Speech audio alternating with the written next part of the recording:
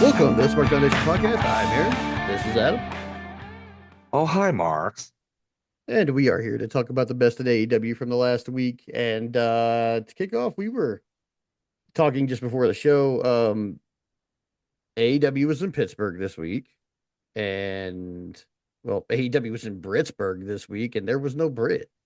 Yeah, I feel like nobody's talking about this. Yeah, I hadn't heard, I hadn't even thought about it until you said something. And then I kind of was like, well, why didn't I? Because she's been on literally every episode they've done from Pittsburgh. And Yeah, now I understand that like a while back there might have been some tension between her and the company, but I'm wondering now if we're maybe at the ghosting point that everybody talks about before they get eventually released.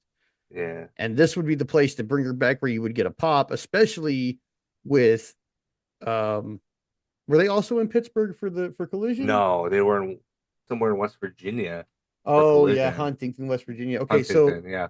so I mean I mean this kind of would have been actually the place to bring her back, maybe Yeah, put and that what we'll talk about later, the announcement at the end of Collision, as well as the women's tag team announcement that I mean everybody knows about this. Okay, we're not breaking any rules here.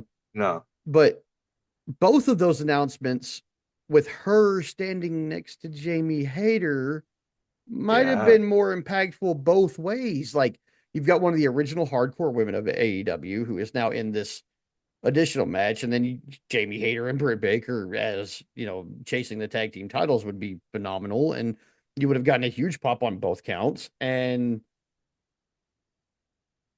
she was completely absent. yeah. It's weird. Like I totally thought that if you were gonna bring her back, this would be the time to do it. Why would you miss out on the guaranteed monster pop unless you have nothing for her? The only thing there are two scenarios that I can think of.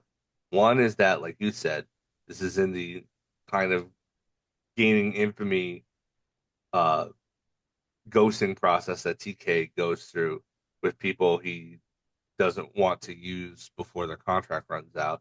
Like it's funny because like you have guys like Andrade who do business on the way out. Like his last thing in AEW was the Continental Classic, and he did the job over and over again. He was classy on the way out.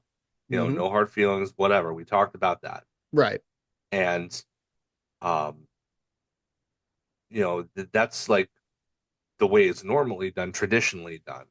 But you have these unfortunate cases in the last couple of years of just the online environment with wrestlers talking, being a little bit more open online and stuff like that. I feel like TK is doing this ghosting bit with the people that he cannot trust or he doesn't feel that he can trust to go out the right way, so to speak. You Right. know, like before he got released, Ricky Starks was kind of being a little um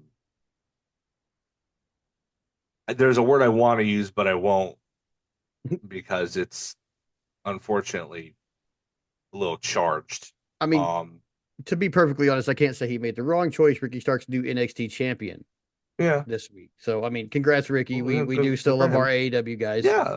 Like, the fact of Um, the matter is, I thought he was super talented. I didn't really yeah, like the way yeah. he went out because he Now the was way, like yeah, if taking shots like everywhere and making it yeah, very clear that he didn't want to be there. but Britt, like other than mentioning, maybe making public a little bit of tension that was happening or that she wasn't being used very well, which I kind of agree with. Um, there hasn't been that kind of behavior, you know. This this may just be like backstage stuff, or it may have Yeah, everything to do with the fact that the last time she was on TV in Pittsburgh, man, that was a stinker. it was 10 years or 10 years, 10 10 months. months ago in November, and she beat, who was it? It was Julia Hart, I think.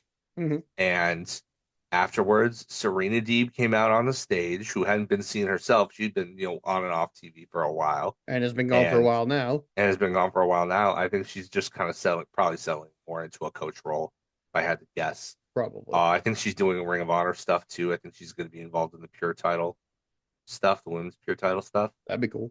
I would love it if the finals were her and Deanna. I think that's probably your best match in the finals. Yeah, if you're probably. going for a pure wrestling rules aesthetic as they define them.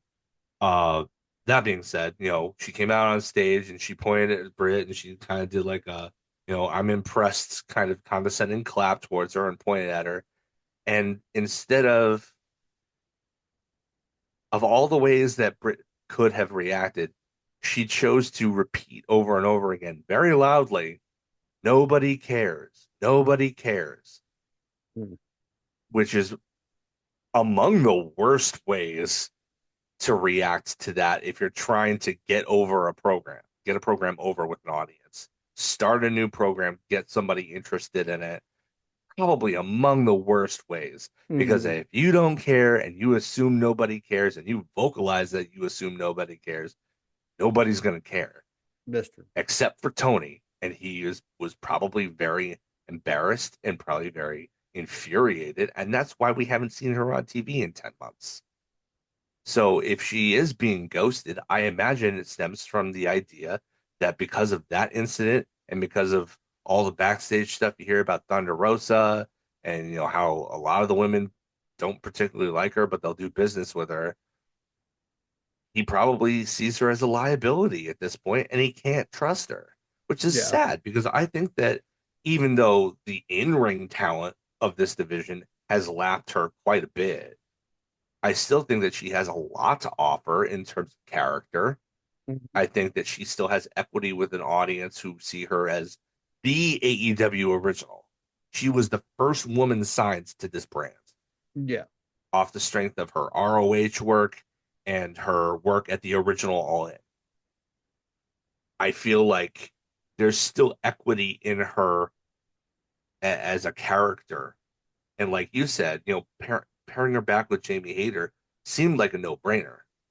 Like, To me, yeah.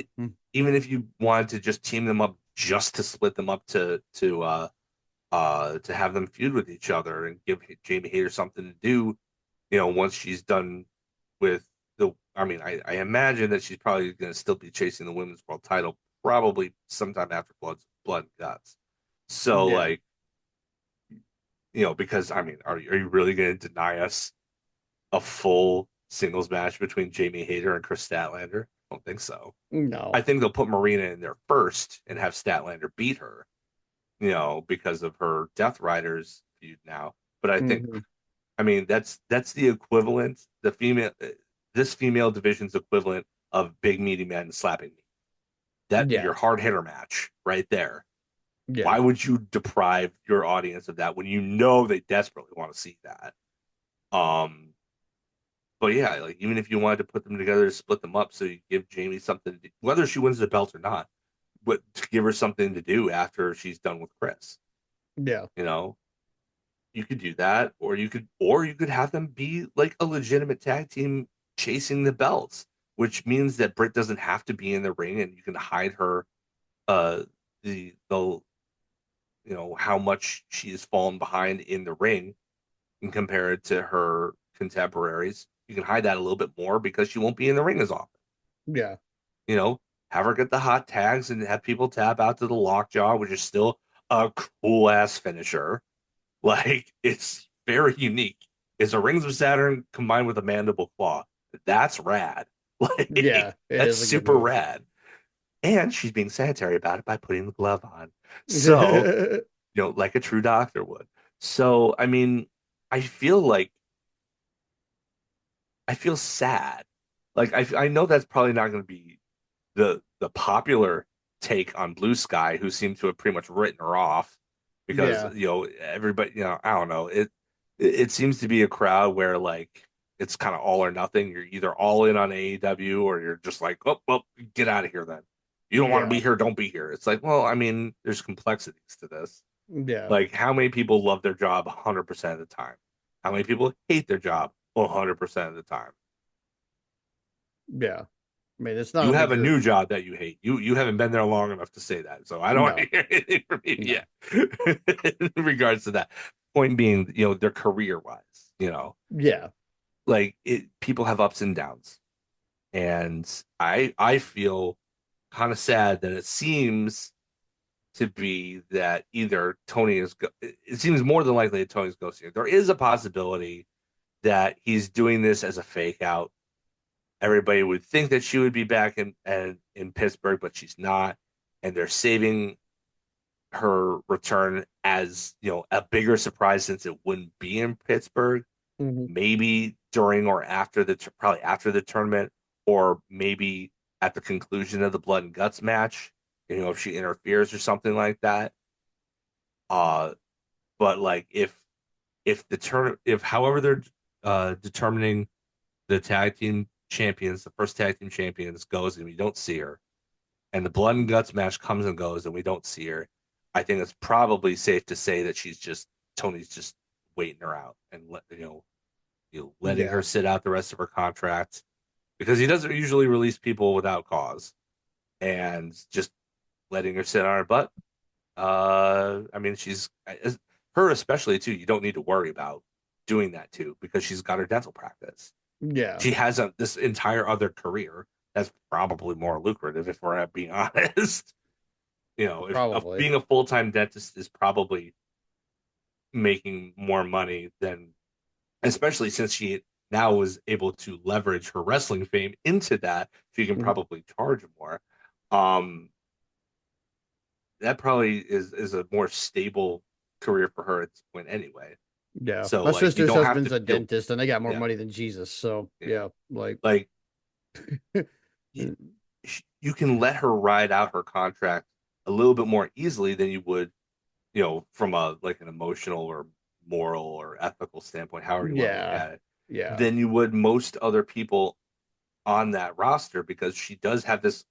It's not even a side hustle; it's an entire other career for Yeah. real. Like, Yeah. so she'll be fine no matter what she decides to do.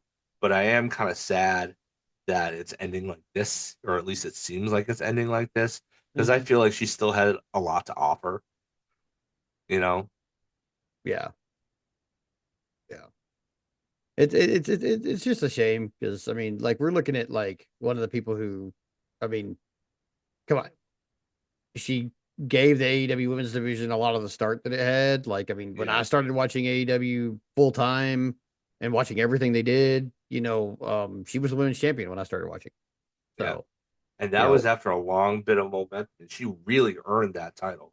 yeah, People were glad, even though she was a heel, people were really glad when she won that belt because she really worked hard to earn it. And she was absolutely the biggest, best personality in the division at the time. May yeah, not have been the best worker, but she was definitely the best personality. And yeah. I feel like she has that in her to be. I mean, I don't think she can. I don't think anybody can be Tony Storm, but Mhm. like, uh, I mean, she can be up there. Yeah. She can be number two or three if she really puts the effort into it, and that is valuable. Don't let anybody fool you. That is absolutely valuable. Oh yeah, for sure, for sure. If she came back and beat Mercedes, I wouldn't be mad at all. As long Um, as the match is better than as the long one as the they match had is better than the last last year. one. Yeah, that last one was terrible. Oof. Yeah, To be fair, ooh, the last third of it, they finally clicked a little bit, but like the first two yeah. The thirds was feeling out part of so it was bad. oof. It Yeah, was it was rough. yeah. So But in yeah, any case, yeah, I I guess I, I hope this isn't the end of Britt Baker in AEW, but I fear it is. And if it is, I just want to wish her well. I feel like this is kind of a raw deal yeah, in a a little bit. certain way. Like I can see where the I can see both sides of it. Yeah, If I mean, at least from what little information I have. yeah, yeah. It's easy to see both sides, but at the same time, you're just like, man, that sucks, because Yeah, she's gonna definitely. if she continues wrestling, she's gonna be shuffled off somewhere around and watch. So if that happens, then Yeah, yeah, probably. you know, I mean, it wouldn't even surprise me. Like, I know that, it didn't end on acrimonious terms. Like, they seem to be okay with each other, but, she and Adam Cole aren't together anymore. And she may not want it, even though he's injured and not in the back, nearly as often as he could be yeah. anymore. You know, maybe she just doesn't want to be around her ex.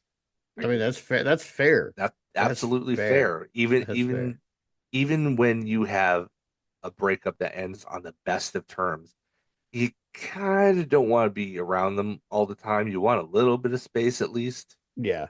So like, I will full transparency. I've walked into a job, my first day at a new job. I've walked in, saw one of the stations, and then my ex was sitting at it and turned right back around and walked the fuck out and then come back. you know, Like literally walked at 8 o'clock in the morning, coffee in hand, ready to start my day at work. Look over. I'm not working with you, bitch. I'm sorry. yeah. I'm out of here. Hey, I ain't doing like she made my life hell for like 3 months, and then like I walked in like I'm happily married and my life is fine. I don't need any. No, no, Yeah. go away from me. Yeah.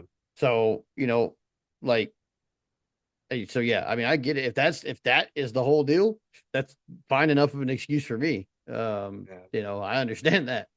So but that said, there are a bunch of people who are still in AEW who we totally Including love.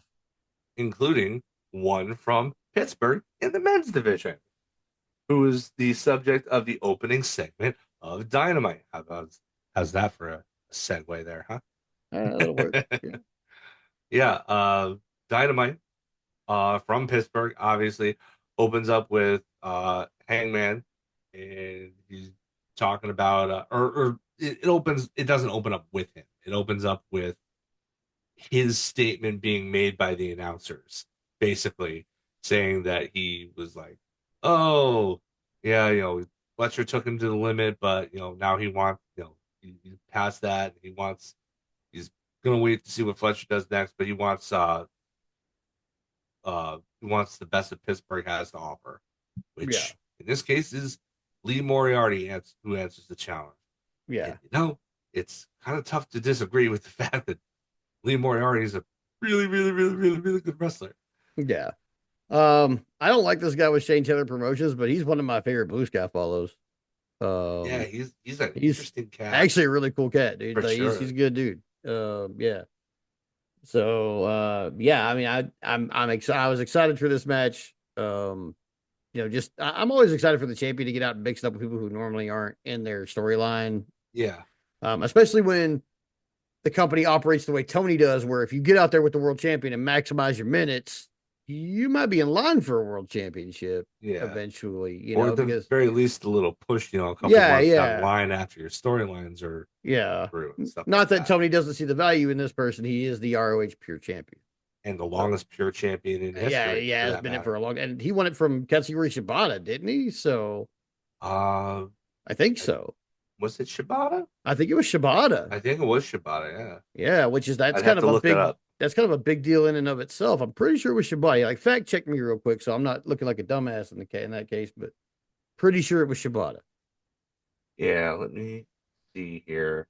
Um, bu- bu- bu- no, he beat Oh, Yuta.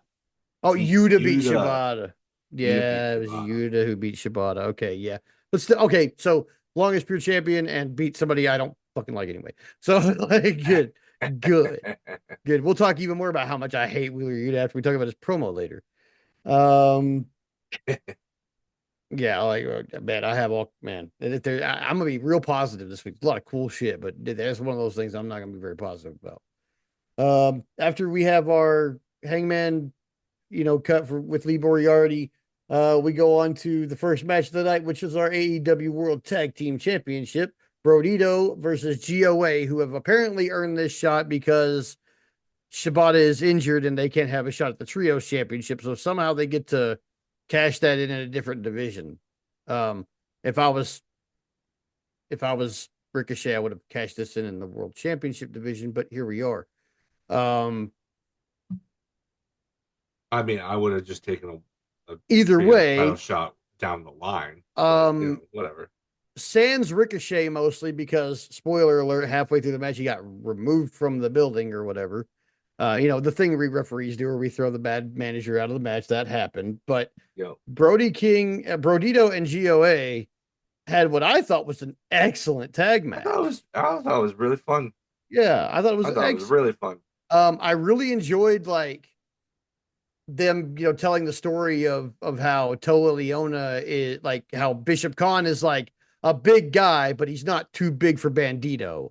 but Toa Leona's a big guy and he's too big for Bandito. Yeah, yeah, And like I thought that was great that they told that story. What I felt was missing from that story was the end part of it where we show that Bandito is actually in fact not too small to handle this dude. yeah. And What it I thought we it did should have it, been. but like it took a lot of ass beating by Brody King for us to get to that point, and I don't think it should have had to go that route. You Yeah, know, like I think the way to have done that would be to switch the two guys. Would have been in the end came when uh Brody Bandito and Brody King both hit the ropes and went forward, but Brody went for a suicide dive out onto Toleona, who was on the floor, whereas Bandito used it to execute the 21 plex 21 plex. on Bishop Khan. You Yeah, switch those two guys, oh, all of a sudden he pins Toa Leona. He's not too big. He's not too big. Problem yeah. is, I think TK wants to invest in protecting Toa Leona, I think that's a good idea. and I think that's a good idea. I mean, like even his loss to Bobby Lashley last week, was it last week? I think it was last Yeah. week. Oh no, he doesn't look Um, any less fearsome. no, You know, and like he didn't tap out to the Hurt Lock. He passed out. So like, I mean, in whether we've had this conversation before about tapping out in an MMA or a martial arts context, a real life context versus a wrestling context, that idea of tapping out being seen as giving up as yeah, opposed to saving your skin. yeah, That idea isn't going away anytime soon. no, It's too embedded in wrestling history and lore. Like yeah, the tapping out, the actual visual tap out was only brought in by Taz when he started, you know, in ECW mimicking what people, what he was doing in judo and experiencing in his judoka background, where is Brazilian jiu-jitsu and judo. That's the origin of the tap out. Because guess what? These guys are getting choked all the time, and they can't physically, verbally submit. So they devised a gesture to mhm, indicate that they were giving up and they were submitting. Uh, but that part, like tapping out, was unheard of in a wrestling context until around 1997 when yeah, Taz started choking dudes out and he was having them tap out as part of his presentation as opposed to verbally giving them up because his finish was a choke. yeah, Again, they couldn't verbally tap out. So the only way they could submit was to tap. And then yeah, that became the norm. But like submission in wrestling goes back to the beginnings of wrestling. yeah. So like, I distinctly have this memory of Jeff Jarrett at like 22 years old being I don't know who the guy on top is, but he's being bent in half by like a nasty like Boston crab. And he is yeah, like pounding on the ring with both hands and screaming, I quit, I quit, I quit. yeah. And like I don't know what match that is or where that memory came from, but I distinctly like the only thing I know about it is that that's Jeff Jarrett. Like But that Jeff, was how people gave well, up like back then. did he have He long had hair or did he long have blonde short hair? hair, long blonde So it hair, was man. probably WWF or maybe even maybe Memphis. maybe even Memphis. Yeah, but I mean that was how they did it then. Like that Yeah. they were beaten on the mat, but that wasn't the It's tap out. It's they're screaming, "I quit." it's so funny too because a lot of times you couldn't even hear it. Mm-mm. You just kind of had to take the The referee's word referee's word for it for it. Yeah, and be like, "Oh, yeah, he must have given up. The referee's calling for the bell," as opposed to actually hearing it. Oh, well, the referee did it. Like in reality, the ref knows the finish, so that was kind of he ended it when he wanted it, yeah. basically. Right. But now, it's people want to see the visual of somebody giving up. I think probably because of the Montreal screw job. They want to be sure. Yeah, yeah, yeah. They don't. They Yeah, they want don't. to be They sure want to be sure. Yeah, because guess what? Brett did not submit and he got screwed anyway. yeah, So, yeah, I think people want to see the visual nowadays to make sure that, okay, this is what we're seeing is what is supposed to happen. yeah. But yeah. For this one, I mean, they protected him. You know, he's still very fearsome. It's a good thing that they are protecting him, but at the same time I kind of would have been heated if they had beat Brodito already. Like Brodito's such a Yeah, good tag team in such a short amount of time. Like we have to run with this as long as we can. yeah. There will be a time when the temperature on it turns down, but right now, I mean, no, that's yeah, they're on fire. Keep them as champions. Like yeah. don't make the acclaimed mistake. Right. And we'll Yeah. talk more about them later too. Now after the match, we go backstage with Alicia too, who's with her husband's arch nemesis Mark Briscoe, and the conglomeration. This time it's Hologram, Willow, Kyle, and Roderick. I guess Roderick's getting on board with the conglomeration thing. He's I being think he's less just of a there for dick. Kyle. He's being less of a dick though, which I think is Yeah. kind of good. Like I mean, yes, he's still being a dick, but he's being less of one, less and less progressively. That's Yeah. good. We're working on Roderick Strong's attitude. Working on loosening him up a little bit. Yeah, we're gonna get that stick out of his butt. He's still gonna be the Messiah of backbreakers. We're gonna get that stick out of his ass. He's Maybe he'll be still better going to at be one of the backbreakers. best hot tags I've ever seen. Oh my god, we'll talk about that later too. Oh, Holy yeah, shit, will we? boy. Oh Howdy. my gosh, we're gonna talk about a couple of hot tags in that one. Yeah. So they're talking about the head of the trios match tonight because we've got Mark Briscoe and Hologram, and they're going to Mystery be partner. in the mystery partner. And I mean, they did literally everything but say it was going to be Orange Yep. Cassidy. They've Yep. they just danced around it in like the I worst loved kept it. secret in wrestling. Now, Yeah. how they brought him out, awesome. Yeah. But we'll talk about They that still too. managed to keep an aspect of this a surprise, Yeah, which I think exactly. is kind of impressive, Yeah, I actually. thought so too. Um, After that, we get to Renee Paquette, who's backstage with Chris Statlander and Harley Cameron. Um, Harley Cameron, of course, appears out of nowhere with her positive affirmations and completely corpses Renee within the first like 30 seconds of the interview. Of Renee, course. I think the thing at the end where Renee talked about how she hates when she shows up, I think that might Yeah. actually be real for the simple fact that Yeah. it is almost impossible for her to do her job with It's, Harley Cameron within 2 feet of I her. mean, Harley is just so inherently likable. Like, how do you hate this woman? Yeah. To be fair, it would She's also be hard she's for me to do my job delightful. 2 feet away from Oh her yeah. either. So Yeah, but I wouldn't mind it so much yeah, I because don't think of I the would. because of the context. It's like she's Yeah. supposed to be entertaining. Let her Right. entertain. You know, Exactly. like But it's not like Tony is getting mad about it. yeah. Now, she asked about, the Death Riders and Statlander, kind of gives a non-committal which answer saying which things. I think is hilarious considering that she's married to the leader of the Death Yeah, Riders. yeah. Like, what do you mean you Like, don't why know don't you what's just going ask on? your husband? Yeah, ask John. I, Ask I need John. a Renee and John Moxley segment where they're It's like, like, all right. Stat would should have been like, all right, are you asking because your husband doesn't have the balls to ask? Like, I mean, other like, people have called her out about it. Eddie yeah, Kingston's done it. A bunch of people have done that. Yeah, we've us. done it. Me, of course. Yeah. We've done it on the But show many times. yeah, but I Secret, mean, Eddie's secret called her bad out about guy. it on the show. So, Yeah, like, I mean, she's been called out about this before. We could yeah, definitely make this part of it. But she says things move really fast when you make decisions, which is really a non-committal answer, but we will yeah. It find doesn't out really mean later. anything. Yeah, we'll find out later that ending to this that we have wanted this entire time that would have really still been better at All In um was actually pretty awesome, Yeah, and we'll talk. it was great. It was Yeah. great. After that, this is where we've got our AEW World Championship Open Challenge with Weird Hangman Page. placement. Yeah, I thought it was weird. Weird. I I have totally thought this was going to be like the main. like even if this wasn't the main, why didn't it open? There's no reason that it couldn't have opened. The reason that they Yeah. didn't have it closed was so that they could do some stuff with Paige later on in the show. But Yeah. you could have done that easily and still respected your world champion by having him open the show. I thought it was Yeah. very odd. Yeah. I Like, definitely thought the match was coming right after that promo at the beginning. Like I was yeah, like, oh, they're going to do what they always do, promo right into that match, but yeah, nope. So this was kind of odd for the placement very and the way they strange. format things normally. Like this was just a little bit of an off decision. I don't know Yeah. what happened here, but the match itself was fucking great. Yeah, I thought the match Eh, was good. I thought it could have benefited from 5 more minutes. yeah, It ended a little abruptly for my taste. yeah, I I was thought like, so too. But when I talk I, about that Lee said, they Moriarty did lead up to maximizing, it.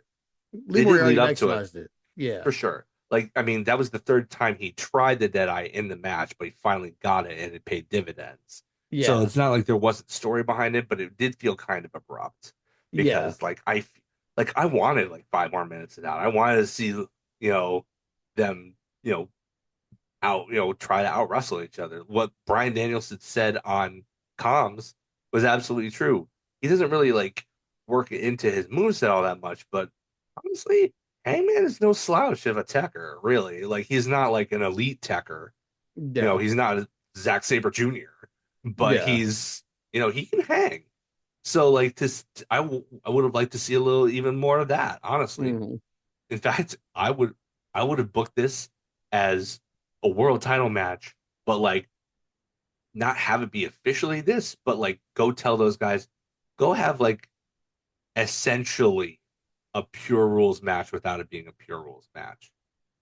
It puts over the title, it puts over Lee's particular set of skills, and when Hangman wins in the end, it puts him over too as the guy, the Yeah. world champion. It justifies further justifies his position as the best wrestler in the company. Yeah. Like I feel like that would have been a really cool story to tell, honestly. I think the way we're going to justify that is over the course of the next few weeks, he's probably going to take on people of a wide variety of skills and Yeah. beat Oh them yeah. with the way he wrestles. And Yep. that's probably going to do the Uh, trick. Probably should be a this longer road. this wasn't part of the show itself, but afterwards, an online exclusive, they did interview Lee Moriarty, and he said like he basically the gist of it was that I know I can hang, and I showed everybody I can hang, and that I know eventually I will be at that's that in that spot. What I wanted to point out though, you can put another person on the counter of people who are referring to it as the AEW Men's World Championship. It's now him and Fletcher and occasionally Excalibur. He's doing it like half the time on comms. Yeah. And now Lee Moriarty, you can put like those that the contingent of people pushing for that label is growing. And I see that as a good thing. Yeah. It is a good thing. Honestly, I like that idea. Yeah. Because it definitely, if you call it the men's world championship, it puts it on a comparable level with the women's world championship. Yep. Like it puts them on the same It level. automatically gives them equity. Yeah. And in this case, So there is equity. I mean, like this is not like the Divas era versus, yeah, instead of there's oh you're equity. instead of the world championship and this is just the women's world championship. There's the Yeah. men's world champion and the women's world champion, and they are on the tops of their division, and they are equals. Yeah. And Yeah. I like that. Furthermore, it differentiates yourself from literally every other promotion out there. I don't think Yeah. I can think of a single promotion, major, minor, or anywhere in between, that signifies something as men's. It's just the champion and then the women's version of this champion. Yeah. So Yeah. I feel like, if there's a way to put it, the like you wouldn't do that for the TNT and TBS championships, Yeah. because those aren't like those are specific anyway. Like Yeah. they already created their version of it, Hmm. you know. But like men's world tag team champions, women's world tag team champions, Yeah. you know, that should be the next step after you absolutely solidify men's world championship. Yeah. Men's unified champion, women's unified champion, me Well, manifesting women's continental classic. in order to do that, you would need to first create two new championships and then unify them one foot in front of the other. Okay, well, women's continental champion, women's Yeah, international give us a women's champion. C2. I want it. Oh, I definitely want that. Yeah. I And definitely want that. yeah, 100%. I think we're getting closer to it Have now. it be, if you want to make it different than the men's too, make it more of an invitational. Give it like a Forbidden Door feel. Have a couple of CMLL and Stardom girls in there too.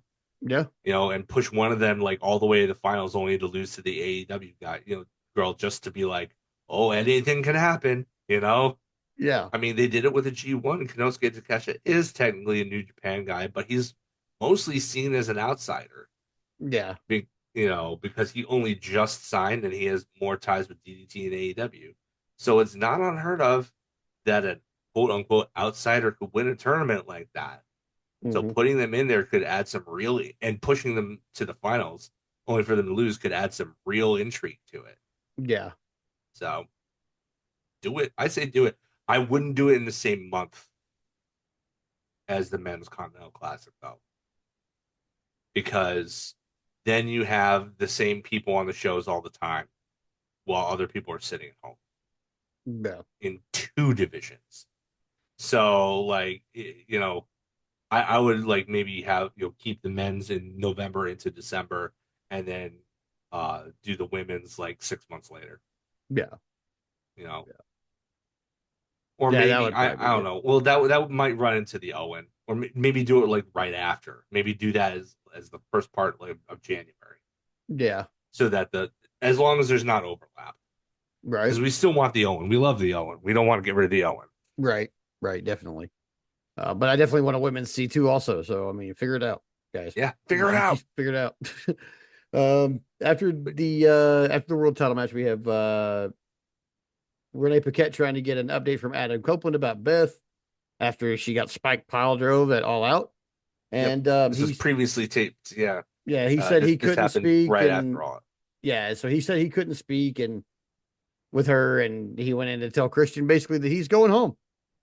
Yep, he's gonna film Percy Jackson the I next yeah season of Percy yeah Jackson. I So figured that I figured so like I the news broke like the day after or something, and yeah, I figured it had been something like that. I was like, he's not just gonna leave for no reason, but yeah. I What does guess with Christian do is the question. hopefully get his kids back in a la Jungle Boy and Luchasaurus. Well, And I mean, come on, Christian, Jungle Boy, and Luchasaurus versus the matriarchy, I guess. uh, Um, Whatever they're I don't calling know whether themselves. Is it the they're matriarchy? not. Oh, they're not. They don't They have. don't They don't have a have a name. name. They Okay. don't have a Well, there name. you go. I Um, mean, I do definitely want to see like Kip Sabian and a healthy Nick Wayne versus Jurassic Express. I want to see that match. That match would be great. yeah, Um, it does kind of leave Christian Cage out in the cold, unless the matriarchy or whatever we're calling it picks up another member, which could happen. yeah, Lots of okay, guys on the roster who could use a little something. yeah. So, you know, collect your boys. They could pick up the swirl. They're the right brand of asshole. I mean, just call it Mother Wayne's School for Wayward Boys, There you or go. Home for Wayward Boys. There you go. Like, That'll work. recycle my idea, my original idea before they called it the patriarchy. That's what I want. I wanted it to be Christian Cage's Home for Wayward Boys. But The we can orphanage. amend that, make it just attach it to somebody else. Yeah. After that, Uh, we have Tony Schiavone in the ring, and he introduces FTR, and of course they're booed like hell. They get in the ring. Schiavone told them what they did was the worst thing he'd ever seen in an AEW ring, which I don't think so because wasn't he on the call with that exploding ring match? Um, he was also witness to the twice attempted murder of Brian Danielson. oh yeah, that Okay, too. Yeah, that yeah, is the word. That was literal attempted murder yes. on TV. So yeah. He also saw Jungle Boy get lit on fire. Oh Like yeah, yeah, like these are the worst things. yeah. Like Yeah, Tony, you're being over a little over dramatic also right now. Beth Phoenix can take care of herself. Like That's true. for real. She was among the top wrestlers in her division in high school, and she was beating all the boys. She was beating all the boys. I think she got a wrestling scholarship uh to Canisius, I think, Canisius College, based on her beating all these boys. Girl can take care of herself. Okay. Yeah, yeah. She's She fine. got in harm's way. She's a wrestler. She knows what's up. Like, do I Yeah, think it's bad? Yeah. Double team. There's never, I mean, that spike pile driver looked wicked. But yeah, like, if you're talking even in kayfabe terms, it's like, if anybody can handle it, Beth can handle it. yeah. She Now, was the one who said, I love you, and then initiated the fight. yeah, she knew what was coming. I mean, I'm not saying she deserved it, but I'm saying that she knew what to expect. Yeah, she knew what the possibilities were for sure. She could have powdered and gotten a kendo stick or a chair. She chose the fight, Yeah, so fair enough. Um, so, she was right there. She with Adam Copeland on the ropes. All she had to do was powder, go under the ring and grab a weapon, and ultimately, all of a sudden, ha ha ha ha, FTR is on the run. Yeah, But no, she chose to throw hands, and she messed around and found out. yeah. So Stokely starts off and he says that, he allowed her to spear him, which we all know better, Stokely. The crowd is loudly chanting no hose for his Yeah, entire thing, because that's what we do now. Um, then, just to him though, not yeah, in general. It's just to him, which makes it yeah, okay. yeah. And then, Dax gets on the mic and he says, "You punched me in my broken nose and you watered my eyes." He makes sure to say that twice to get the point He's across. he's such a sniveling little shit in this Yeah, gimmick, and you I watered my eyes. oh my like it was definitely something that got the crowd really riled up against him. Such Yeah. good heat, such good heat. But they're about to they continue talking crap about Beth, and then Willow's music hits, and Yeah. Willow comes out and like drops the fire with the line, Oh, "Women like Beth are the reason women like me don't take shit from guys like you." And so oh good. man, So good. it was so good. Oh, And then She and then Stokely decided he was going to try to get some of the smoke from Willow, and he got the taste slapped out of his he dropped mouth. a Proud Family reference. Dude, yeah, and they got the Wow. shit slapped out of him. And then as FTR is going to try to treat Willow like they treated Beth, she's saved by Speedball and Kevin Knight. Because, I mean, sure, why not? Because they're good guys. I mean, because they're like genuinely good, like everybody, like the Yeah. goodest good guys. Like Yeah. any, like tell me they're not though. I mean, anytime there's any kind of injustice or people getting ganged up on who shows up, it's Yeah. fucking Speedball. I really do wish that they would mention on, in an interview, like, we just try to be the best people we can be, and we don't stand for this kind of stuff. Like just a simple promo like that would do wonders for people wondering like why them. Like they Mm-hmm. didn't have anything against FTR up until this moment. Like, granted, yeah, it's a good cause, but like they didn't even have any association with Willow prior to this. Yeah. So like, it's not. I expected the conglomeration. We did not get her actual friends. We got Jet Speed. Well, it just beats everybody's friend, unless they want to be dead. Yeah, unless they're the Hurt Syndicate, I Yeah, guess. I guess so. Actually, I would wager that Shelton Benjamin has a healthy respect for them. Oh yeah, If for you were sure. ask if you were to ask him in character, him and MVP for sure would probably both be like, yeah, there's a healthy respect for these guys. Bobby Lashley would just stand there like handsome Squidward, but that's what he does. That So, is what he does. um, after that, we have MJ a backstage with MJF. This is obviously right after All Out. He's still covered in tags and wearing the same gear, but we are moving away from cocky, self-assured MJF to insecure MJF. It looks like. Which is the best MJF. Yeah, I think it is the best MJF It's because the best MJF. this MJF is the more complex character and the more dastardly heel. Like, let's not all Yeah, get caught up in the fact that he's going, "Oh, he's an I'm evil person. I feel bad for myself right now, and am I doing things right?" No, no, no. Y'all have to remember this is MJF. He's going to assume he is still doing things right, and it's only going to make him more dastardly that he is insecure. This is the best version of MJF, the heel. Yeah. Um, a lot of people are probably going to see this as some kind of face turn. This is not what this is, guys. No. Not what this is. Who would think that? The people who really want to cheer for him. The people No. who really want to cheer for him. And I figured Well, we I might be mean, those past that people now, are but we're not. We're still not. those people are like they're just wrong. They're wrong. Like I don't know what to say. Like it's not. I hope they don't get their hopes up because that's not what's going to happen. He told you what's going to happen. He's going to come back and he's going to be more vicious and cruel than ever.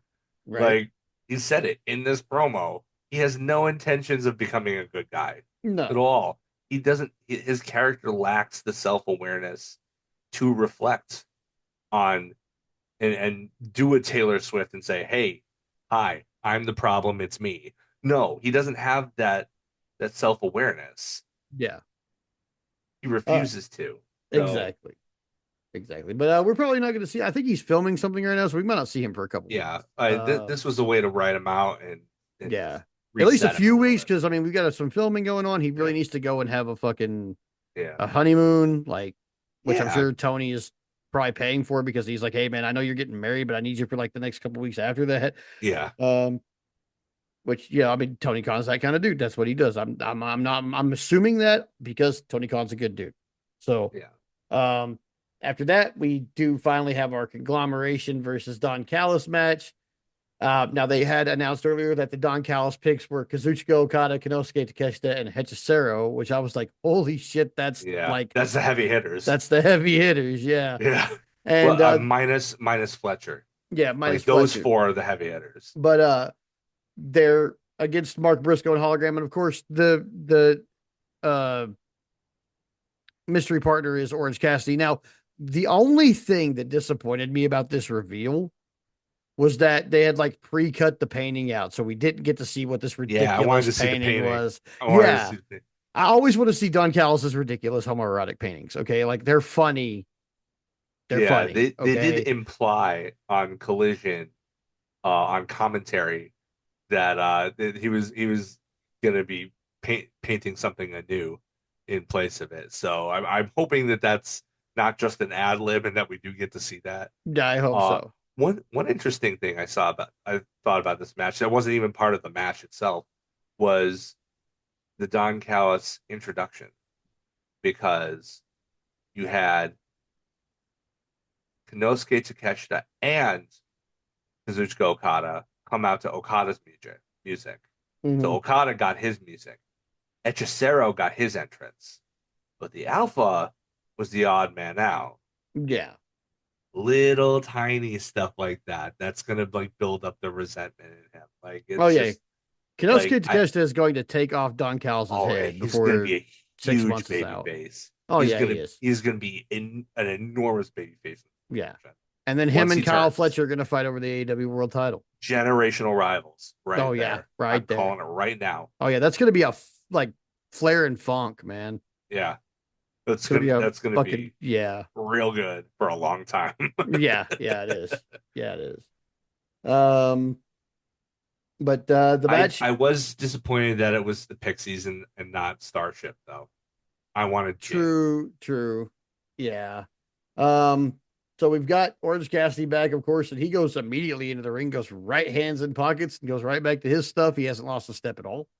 No, he looks Not like there's no rust at all. Of yeah, course, it's easy to hide the rust when you wrestle the way that he does, yeah, but but he's so good at it, man. so There's great, like, yeah. so good.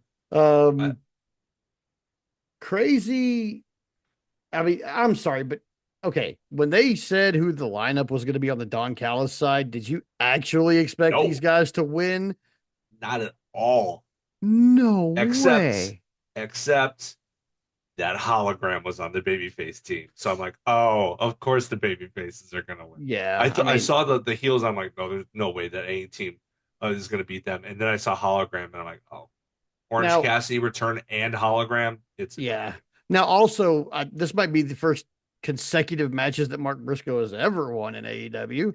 deal. Um, I think he may have won a couple in a uh, row in like Continental maybe at the Classic last Continental, year, yeah. But I mean, but let's keep Mark Briscoe on this winning streak. How about that? Like, I'm yes, okay with that. please. Yeah, we definitely need to I keep am that. torn on that though because like he wants the TNT title, but I think Fletcher should have it for a long time. I Honestly, mean, I do like too, but I I would be fine with them trading it, like hot potatoing it. They don't like. do that I'm often in AEW, so I would be okay with it happening this one time to establish that these guys are rivals. You like I know? love Kyle Fletcher having that title, but like I'm sorry that he is just unfortunately happens to be the TNT champion right at the time when Mark Briscoe is finally getting his due. Yeah, You know, like this is these unfortunately, and this is one of those situations where I don't envy Tony Khan at all because he now has to like do this that meant like when we had what was it Hangman and Osprey. yeah. It's like that again because now you've got like brand new TNT champion, want to make him into a world championship level star, and then Which you've I feel got like they already achieved with that match with Hank. easily what is besides Hangman the most over guy in the building who has busted his ass even for your company even through the death of his brother Yeah, who was one of the driving forces behind his career in the first place and yet continued still to bust his ass for your company yeah, in light of losing his brother. And yes, maybe you brought him onto the main roster because of said losing his brother, but he has become easily the most over guy in the room on your program. Everybody loves Mark Briscoe. Yeah, He's undeniable. So we're at a point where he's got to get the dude that's coming to him before people start being like, this is fishy. Why the fuck? Like, why are we doing this shit where we've got Mark Briscoe, the most over guy in the room, like hologram with his 100 wins or whatever and no belt? Like yeah, people start picking that shit out, man. Especially when he's as over as Mark Briscoe is. Like everybody loves Mark Briscoe. Everybody loves yeah. Mark Briscoe. You can put Mark Briscoe up against any heel. If that heel usually gets cheered, they're not getting cheered against Mark Briscoe. It's not happening. No, All of the MJF cheers went away as soon as like his opponent became Mark Briscoe. yeah, There was no he's our scumbag. There was no cheers for him when he was facing Mark. Like Mark Briscoe is a way to make a bona fide heel into a bona fide heel. If they're a yeah. It's tweener, true. you want to turn them heel, put them against Mark Briscoe. There's it, it comes down to what we've been talking about for the better part of the last several months in AEW. What gets you over as a babyface or as a heel is not dependent on actions and words so much as it is about authenticity. Mhm. AEW audience wants authenticity. If they feel like you are faking them, if Mhm. they feel like you are too much of a character and that, you don't feel comfortable in the skin that you're presenting, they're not going to get behind you. Nope. Over the top characters still work with this theory. Timeless Tony Storm is the most over person in this company Mhm. because she commits and because you believe her committal to that character. Yeah. Hangman Adam Page completely over for a completely different reason because or completely same reason, different circumstances because you believe that he has gone through it and that he is that character is more or less himself and that person is a really good person. Like you want to root for him. Mark Briscoe has that same authenticity. He Yeah. want MJF to a degree has that kind of authenticity because of he's so even if you don't think that he's actually a real life asshole, you believe that he's committed to the bit Mhm. to the point where he's willing to go down and risk getting stabbed in Mexico for his art, and people will Yeah. appreciate that. That's authenticity. Now, say here's the thing though. With people like MJF, what makes me appreciate him so bad is Mhm. because I'm not cheering him. He's a heel. Yeah, And I follow the heel and face lines, man. I like I said last week, I suspend disbelief when I watch wrestling. So it might as well be real for that 2 hours. But the best thing about MJF is even if he's not an asshole in person, if he's really not an asshole, you and I will never fucking know it. We'll yeah, never know it unless we go to exactly. work for AEW at The some point. committal to the bit. Yeah, he's so committed. Like he is so committed to legitimate old school kayfabe that he gives little kids the finger. Yeah, I have known heels my whole life. When Ric Flair was the biggest heel in the world and the WCW World Champion, I met him and he was fantastically nice to me. yeah, yeah. That shit MJF is was not going to be that no MJF would tell me to good. fuck myself. Yeah, MJ, even if I come up glowing with a piece of art that I did that's fantastic, and like, here you can have this, it's yours. I made it for you for free, and I love your work. And here's all the stuff I love about your work, and give him the most glowing review ever, and just basically suck his asshole. He's gonna tell me to fuck myself. yeah, I love it. yeah. And I do it love right in that. front of your parents. And do it right from yeah, I love it. I love it so much.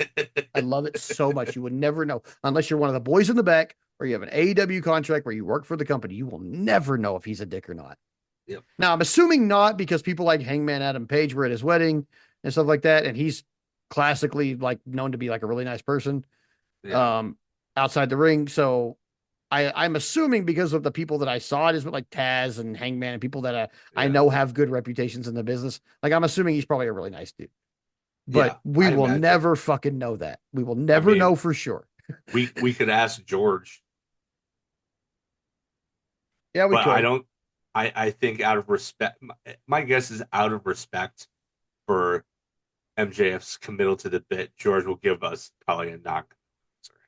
I mean that I would. And you know what? That's fair. That's fair. Yeah, That's really. totally I valid. mean, okay, I mean, fuck. I know what Mystico looks like under his mask. I'm never gonna fucking tell anybody.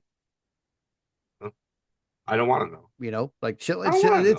It's that there. Like people believe that wrestling is not a place to have shit like that. We do have our own secret. Like people, kayfabe is dead for sure, but we have our secrets, man. I know what certain people look like. I could pick them out on the fucking street if I had to, but I'll never fucking tell anybody. Like I'll never I give you a full really, physical description of these I people or a really, picture.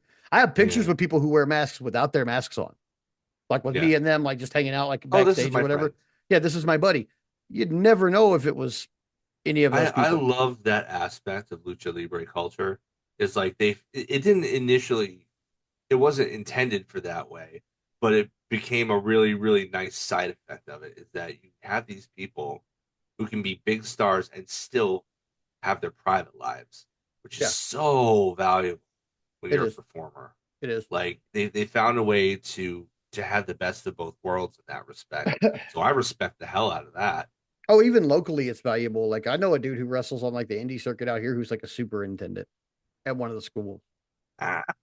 You don't know that though because he wears a hood.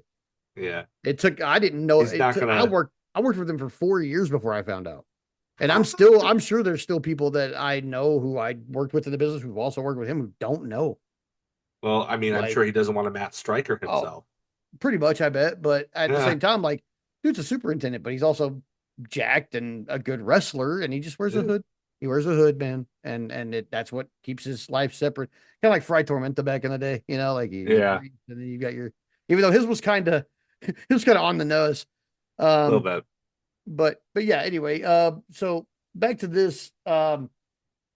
Like I said, I didn't expect the guys who won to win, but we get a portal bomb, and that's pretty much it. Uh, That's when we the other heavy hitter shows up. Yeah, that's when Kyle Fletcher shows up. And he says that next week on Dynamite, it's going to be Kyle Fletcher versus Hologram. Thank goodness somebody finally referenced the fact that this man has had 34 uncontested wins and that he's in line for some kind of title opportunity. Yeah. Like, thank goodness. Like, what are we doing if we don't do this eventually? Yeah. It would take a weird turn a few days later. Yeah. It Um, will. but like at least it was acknowledged. It's Finally. like finally, like you've been building him up for a year, over a year, and Over yeah, a year there was and nothing. nothing, nothing. I mean, granted, a lot of those matches were tag team matches, and yeah, he was injured for a chunk in the middle, but like for real, why has this not been discussed long before this? Like, No I idea. don't know. No idea. I'm glad. Um, I'm glad. It's gonna be it. It's just the fact, even though they went back on it, just the fact that they addressed it is enough to get a thumbs up out of me. It's like, oh, finally, that hanging thread is no longer going to be hanging. yeah. After that, we've got Renee Paquette in the back with Mina Shirakawa, who seems to really be working on her English because this was an actual full promo, and I thought it Well, was good. her promo or her degree in college is in English, Oh, so really? yeah, yeah. So maybe it's just maybe she's If working on the you accent, and that was what was making it hard for me to she does have a understand very her. thick She accent. does have a very thick accent. And I don't hold that But against her. She's speaking English, oh you know. I gosh, mean, yeah, so if you watch her, what was it, like a year and a half ago, maybe a year ago, she was on AEW and she told RJC that her degree in college was actually English. hmm, So yeah, English is a second language, I guess. So I like, guess so. yeah, like it's really serving her well. I feel But like yeah, I feel like she's uh, gotten more understandable. Like the yeah, first time she came out and did a promo, I almost couldn't understand what she was uh, saying, and now like I can't understand. I knew exactly what she was saying. So I yeah. think whatever she's doing to practice her promos in English is I helping. mean, being Um, surrounded by it will immersion is the yeah, best way to bone to up learn a on your language. second Yeah. languages. So. But yeah, she had a really nice little promo here, and then we rolled, and she's ready for stat later on, and after that we rolled into a little maybe minute long vignette for Jurassic Express, who's coming back next week. Yeah. Yep. So they, This is going to be a very different look Jurassic Express than what we were used to. yeah, I think so too. Like, I mean, because I don't expect Jack Perry to come out in his can't little you leopard can't print go back to shorts, Jungle Boy after being like a scapegoat for a year. yeah, no, no, You he's gonna have know, to be something you can't. else, man. The Dino Tamer or something. I don't know, man. But I mean, I don't know. Like, I feel like I love the name and I love the theme song. Like, I just this is going to be different. Like, and I'm excited for that difference, but I don't know what, no, I don't either. So Yeah, I'm excited for it, but I'm also like, okay, well, let's see how it goes. yeah. After that, I, we've got Claudio versus Powerhouse Hobbs. big meaty men slapping This was meat. honestly, I'm just gonna say this: Powerhouse Hobbs moves better than any man of his size has a right to move. Absolutely, Like dude. The dude is he made of literal just muscle. just yeah, It's yeah, he's just just muscle. but he has such How is he good moving? control of it, dude. He Yeah. just like he controls his own body so well. But like him and Claudio just I mean, to use the parlance of our wonderful beloved JR, this was a fucking slobber knocker, man. Yeah. Like they just were beating the brakes off one another, and I was here for it. So I've never seen so many body slams Dude, performed by a single yeah, performer in a single match before. And he that's was just true. tossed. He was just tossing Claudio. Like, bleh, bleh. Oh, here, have another body slam. Have another scoop slam. Bleh. I'm just gonna do this like 12 times in a match because why Yeah. not? I mean, and Uh, that just goes to show like that's like the simplest move possible. And yet, because you're just getting slammed into a back bump, it's probably one that hurts a lot, I yeah, would it imagine. does. So It does. taking those over and over, it's not like it's not the flashiest thing, but I can't imagine it feels feels No, good from the no, beginning. it does not fucking feel good. Just in training, it didn't feel good. So I can't imagine taking four or five of them from a dude like Powerhouse, Yeah, who's trying to and make he it did look like a gnarly dozen of too. them. Like Yeah. But even Claudio's a though tough Hobbs, guy. yeah, even though Hobbs had a great showing, Pack appears up on the apron for a distraction, and Castagnoli gets an uppercut and a roll up. Yep. And I don't know how he got Hobbs in that position, but he did it and pinned him. Afterwards, though, Hobbs is kind of recovering. Samoa Joe runs down to chase away Pac, but then Hobbs sends Claudio over the top. Pac returns with Wheeler Yuta and Daniel Garcia to attack him, and then Hangman Adam Page shows up. And this is what we're Then talking about. Like he showed up later, so you had to have the match earlier. yeah, But like you should have had that match first, not second. yeah, That's dumb. yeah. So yeah. After that, we had the most vindicating moment of AEW television in regards to this show that has ever occurred. Because I will tell you, and those of you who have been listening to us since the beginning know that for at least 2 seasons, we have recognized a pattern of women's tag teams coming to fruition. And we will tell you now that for at least 10 months or 12 months, we have been calling straight up that there will be an AEW women's tag team division. Crown us, bitches. Tony Khan announces the AEW Women's World Tag Team Championships. And I am so Yeah. fucking great. Oh I my God. am taking, and later on in calling our ring segment, we're going to be taking our victory lap. So stay tuned for that. Yeah, for sure. For sure. But yeah, I just texted Adam. I was like, vindication. Yes. Because we I, definitely got that. the only thing I'm bittersweet on is the belts themselves because I adore. I think the AEW Men's World Tag Team Championship belts are some sweet looking belts, nice looking, professional, honest to God, valuable looking belts. But this is the first time that, well, I mean, I guess TBS and TNT basically look the same, but like these, did they need to make them look the same? Like the World Women's title and the World Men's title don't look the same. Why did you need to make the tag belts look the same? I don't know. It's bittersweet for me because it seems kind of lazy to put the just the word women's there. Uh, but at the same time, I like the design, so Mhm. like I can't entirely hate them replicating it. Well, So, but I'm just glad they exist because, like you said, your boys have been we've been prognosticating.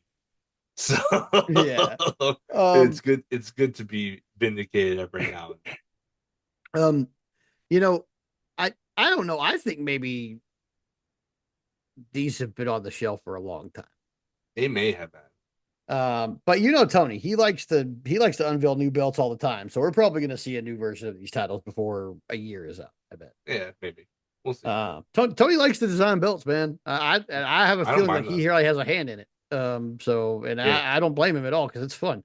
I mean, I mean, like if you're a I'm guy who not runs a like company and is having all that stress, taking the fun parts of your job is something you really want to do, and designing belts yeah. is fun. So I mean, I'm not Conrad Thompson, but I would still consider myself a belt guy.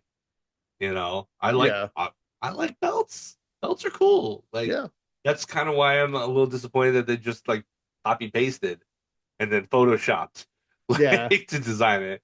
But at the same time, again, the initial design is one that I really enjoy. So if you're gonna do that, at least they didn't do it with a crappy design. yeah. Yeah. But yeah, At that leads us into the main event, Yeah, that leads right? us right into the main event of the AEW Women's World Championship, where we have Chris Statlander defending against the interim ROH Women's World TV Championship champion Mina Shirakawa. Um, I thought this match was really good, but honestly, the match was kind of overshadowed by everything that happened after. Yeah, the match was good. The angle was great. Yeah, The yeah, the angle match was really afterwards good. was great, and sadly, it had nothing to do with Mina. I mean, Yeah. I love Now Mina, but she didn't have any let's say go in over it. this real quick. Statlander did a really cool like reversal of a glamour bomb into a Saturday Night Fever, which I thought was awesome. Yeah, yeah, Um, yeah, good stuff. and then eventually, um, Statlander hits the seatbelt and gets the win, which of And this was course another match that saw Wheeler Wheeler Yuta showed Yuta up. getting her ear before the match officially started too. He popped Yeah, down off the apron and left. He didn't get involved, but he did give her what advice or whatever. Or he was in her ear at the beginning. So it was like, okay, where is this going? We're finally she's the champion. Where is this going? And then yeah. they gave us an answer. Finally, oh my Yes, gosh. So finally. now, but even in the moment, it felt like it took forever. So, Oh, it made me but I so saw it coming as nervous. soon as Yuta hugged her. I was Well, like, she hugged him back, and I was like, she "Oh no, when no, she yeah no!" when she hugged him back, I was like no, but I was like she might still drop him because she's still like he was like trying to hold her hand up and she had that look on her face like that I'm Yeah, done with you look on her face and then she yeah. did she But just I mean, I still wasn't convinced that she was going to do it because I mean, how has Daniel Garcia acted since he joined? Like he has that sullen look on his face all the yeah time. Like he doesn't even want to be there. Like he's disappointed in himself for being there with them. Like, yeah and that'll continue on Collision to a degree too. So I still wasn't convinced. I'm like, yeah but please then she don't. finally does she hits him with that short arm clothesline and that was like a relief It to me it took him was right out of his shoes oh yeah practically. she crushed him then she ducks Shafir goes right up to John Moxley and flips him off twice right in his face. Iconic AEW moment. I'm Oh calling it yeah, right for now. sure. This is That gonna shit's gonna be be in video packages for sure. oh yeah, like this. Uh, Oh, what a and him and what makes it iconic isn't just her doing it, is Moxley's reaction to it because he's smiling like a proud papa. Like he's like, yeah, that's right. You don't tell anybody who you are, not even me. Like this mm, is what I want. Like this is in a way what he wants. Like he wanted, her to be a part of the group, but in a way he's still getting what he wants. yeah, It was what happened after the fact that he wasn't so jazzed about. yeah. So she gave him the finger, and then she escapes the ring with Harley Cameron, who is Who had been vindicated in her essentially, friendship, yeah, which is good. I'm glad. I don't break Harley's heart, even in storyline. Like, just don't do that. yeah. But they're vindicated. They run away. They get up the stairs. They turn back around. They give him the finger again. Moxley and the Death Riders are just kind of stunned, but then they're even more stunned because Darby Allin's music hits, and Darby comes out on the stage with, I mean, that's a fucking flamethrower, okay? Yup, Like, yup. That and it like this is ooh, it was cool, man. It was yeah, really it was cool. really cool, It man. was really, really freaking rad. But Darby basically chases the Death Riders off, and he gets in the ring and he grabs the mic while holding the flamethrower to keep them away from him. And he's like, "When are I you was gonna so scared for realize?" the front row. I Oh, dude, was I so was too. I scared for thought the he like front row. one errant trigger pull and somebody's losing their eyebrows minimum. Yeah, jeez Um, Louise. but he's like, John, when are you gonna realize I'm never gonna quit? Wrestle Dream, I quit match. See, that's intriguing. Their fucking coffin match was so depraved, dude. Like, I cannot imagine what this is gonna be like. You see, I don't even care about what they do. I care about the winner. Like, how do you book that? Like, there have been times, Hangers made what's his face? Moxley tap a couple of times.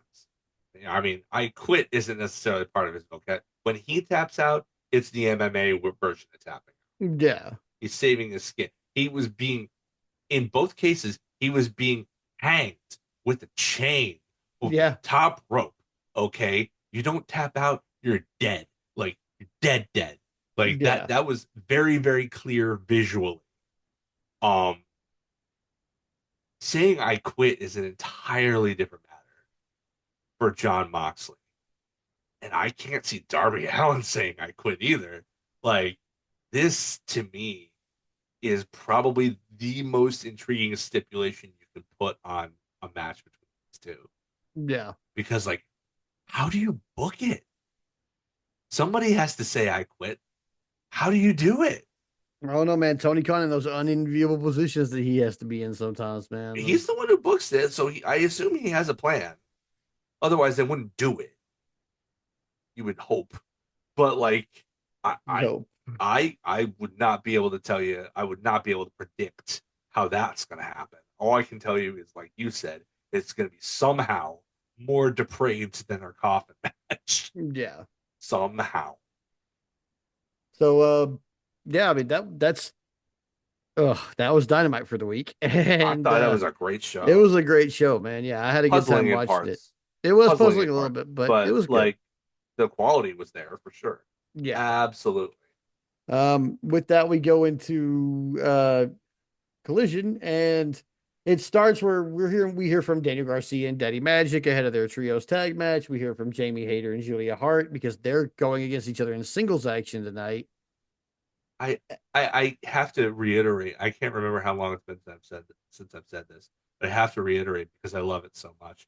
I love these little for Collision giving it its own character by having these like pre-introduction, like 30-second interviews. Mhm. I love it. I Yeah, absolutely love it. It lays out the whole show for you, and right. it's so nice. Especially for newer viewers, I feel like it's a really good way to kind of get them up to speed really quickly. Yeah, Like I feel I it's something unique to Collision, which is great. I love that it has something to give it a little character of its own in comparison to right. Dynamite.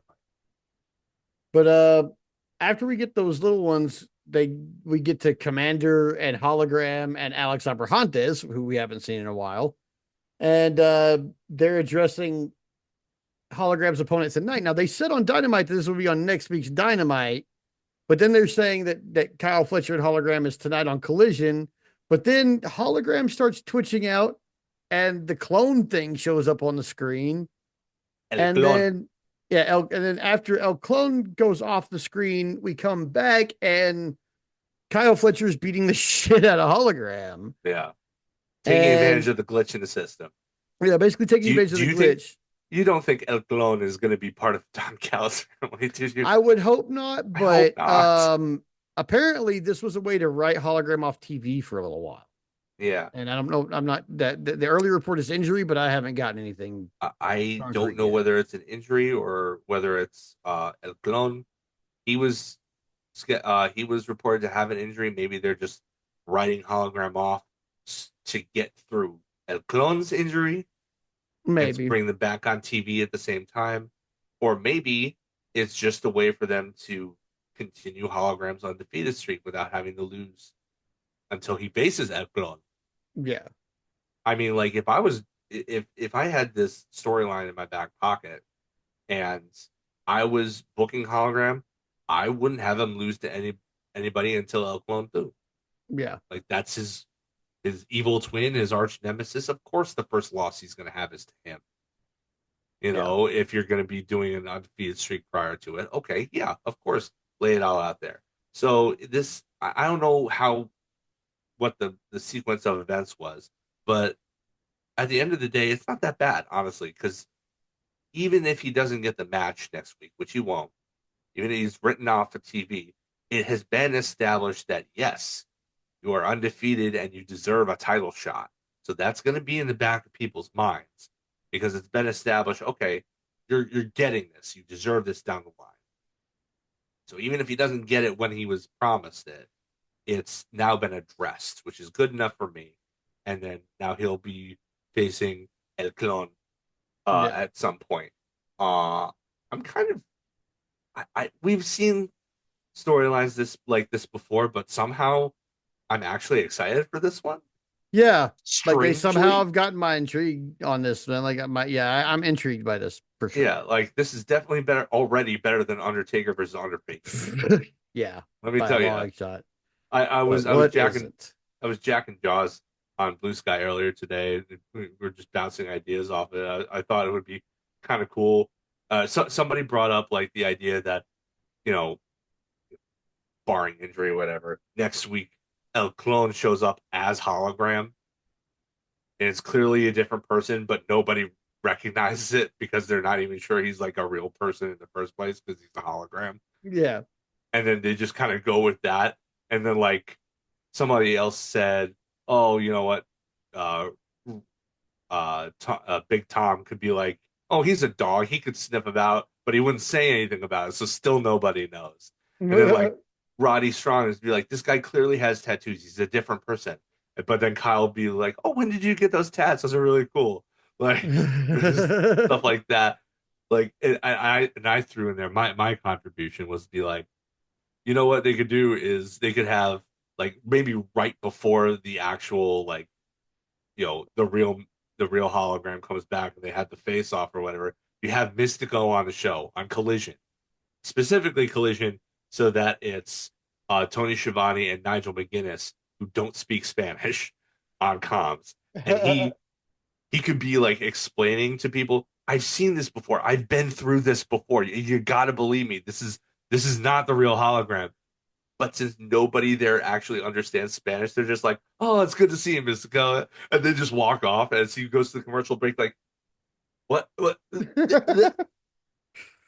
That'd be Like awesome. I, yeah, like you could have some real fun with this if you wanted to, but I think they're probably going to play it straight. Probably. Um, Now after Kyle Fletcher assaults hologram, we go right into our first match of the evening, which is our trios match between the Death Riders. It's John Moxley, Daniel Garcia, and Claudio against Kyle O'Reilly and Roderick Strong and Daddy Magic. And boy, oh boy, should this have been the main event. Barn burner, baby. Man, oh, Oh, I never actually thought I'd say that about a match that included Matt Menard, but I like, love Matt Menard dude, so much, dude. no, I love him, but his in ring work is not the thing I love about him. In the ring, he is as a technician serviceable. He's a decent hand. What he's really good at is taking a beat. Yeah. He's really good at playing the But I don't babyface in know. general, and he This is night excellent on the mic. he was He's really good at laying a beating on John Moxley in this match, man. Holy Yeah, he crap. was definitely punching above his weight class in this match Yeah. for sure. He was so pissed off. Yeah. No, but this match ruled, dude. Like I thought, the way it laid out, especially in the beginning with Kyle opening up and then tagging in Matt Menard and having Danny, do an about face and not wanting to face him, and then bringing Roddy. Like it just, I love the structure of the entire match. It Oh was yeah, fantastic. dude, it was great. It was And great. then at the end, where everybody's cleared out and it's finally Daddy Magic and Danny Garcia, and he just won't turn around and face him. So Matt's like, okay, well, I'm gonna beat the piss out of you then. Yeah. And it was really served. I don't know if you've seen this, but they cut another online exclusive where I posted it to Blue Sky. I don't know if you saw it. It's in two parts, like a 3 minute thing, and it's just you have to see this interview. It's Kyle and Roddy and Menard, and Kyle speaks, and he's basically like, what is, I'm just really disappointed, blah blah blah, and then he turns it over to Matt, and Matt just cuts this incredible, emotional, multi-layered promo. Like at one point, he's just silent for like 10 to 15 seconds, and it's just you see all the emotions on his face, like the wheels turning in his head, and it's heartbreaking. It's absolutely heartbreaking. He has a few different strengths, but Matt on the mic is just he is magic. Yeah. Like the problem is that like this is a work rate company. Yeah.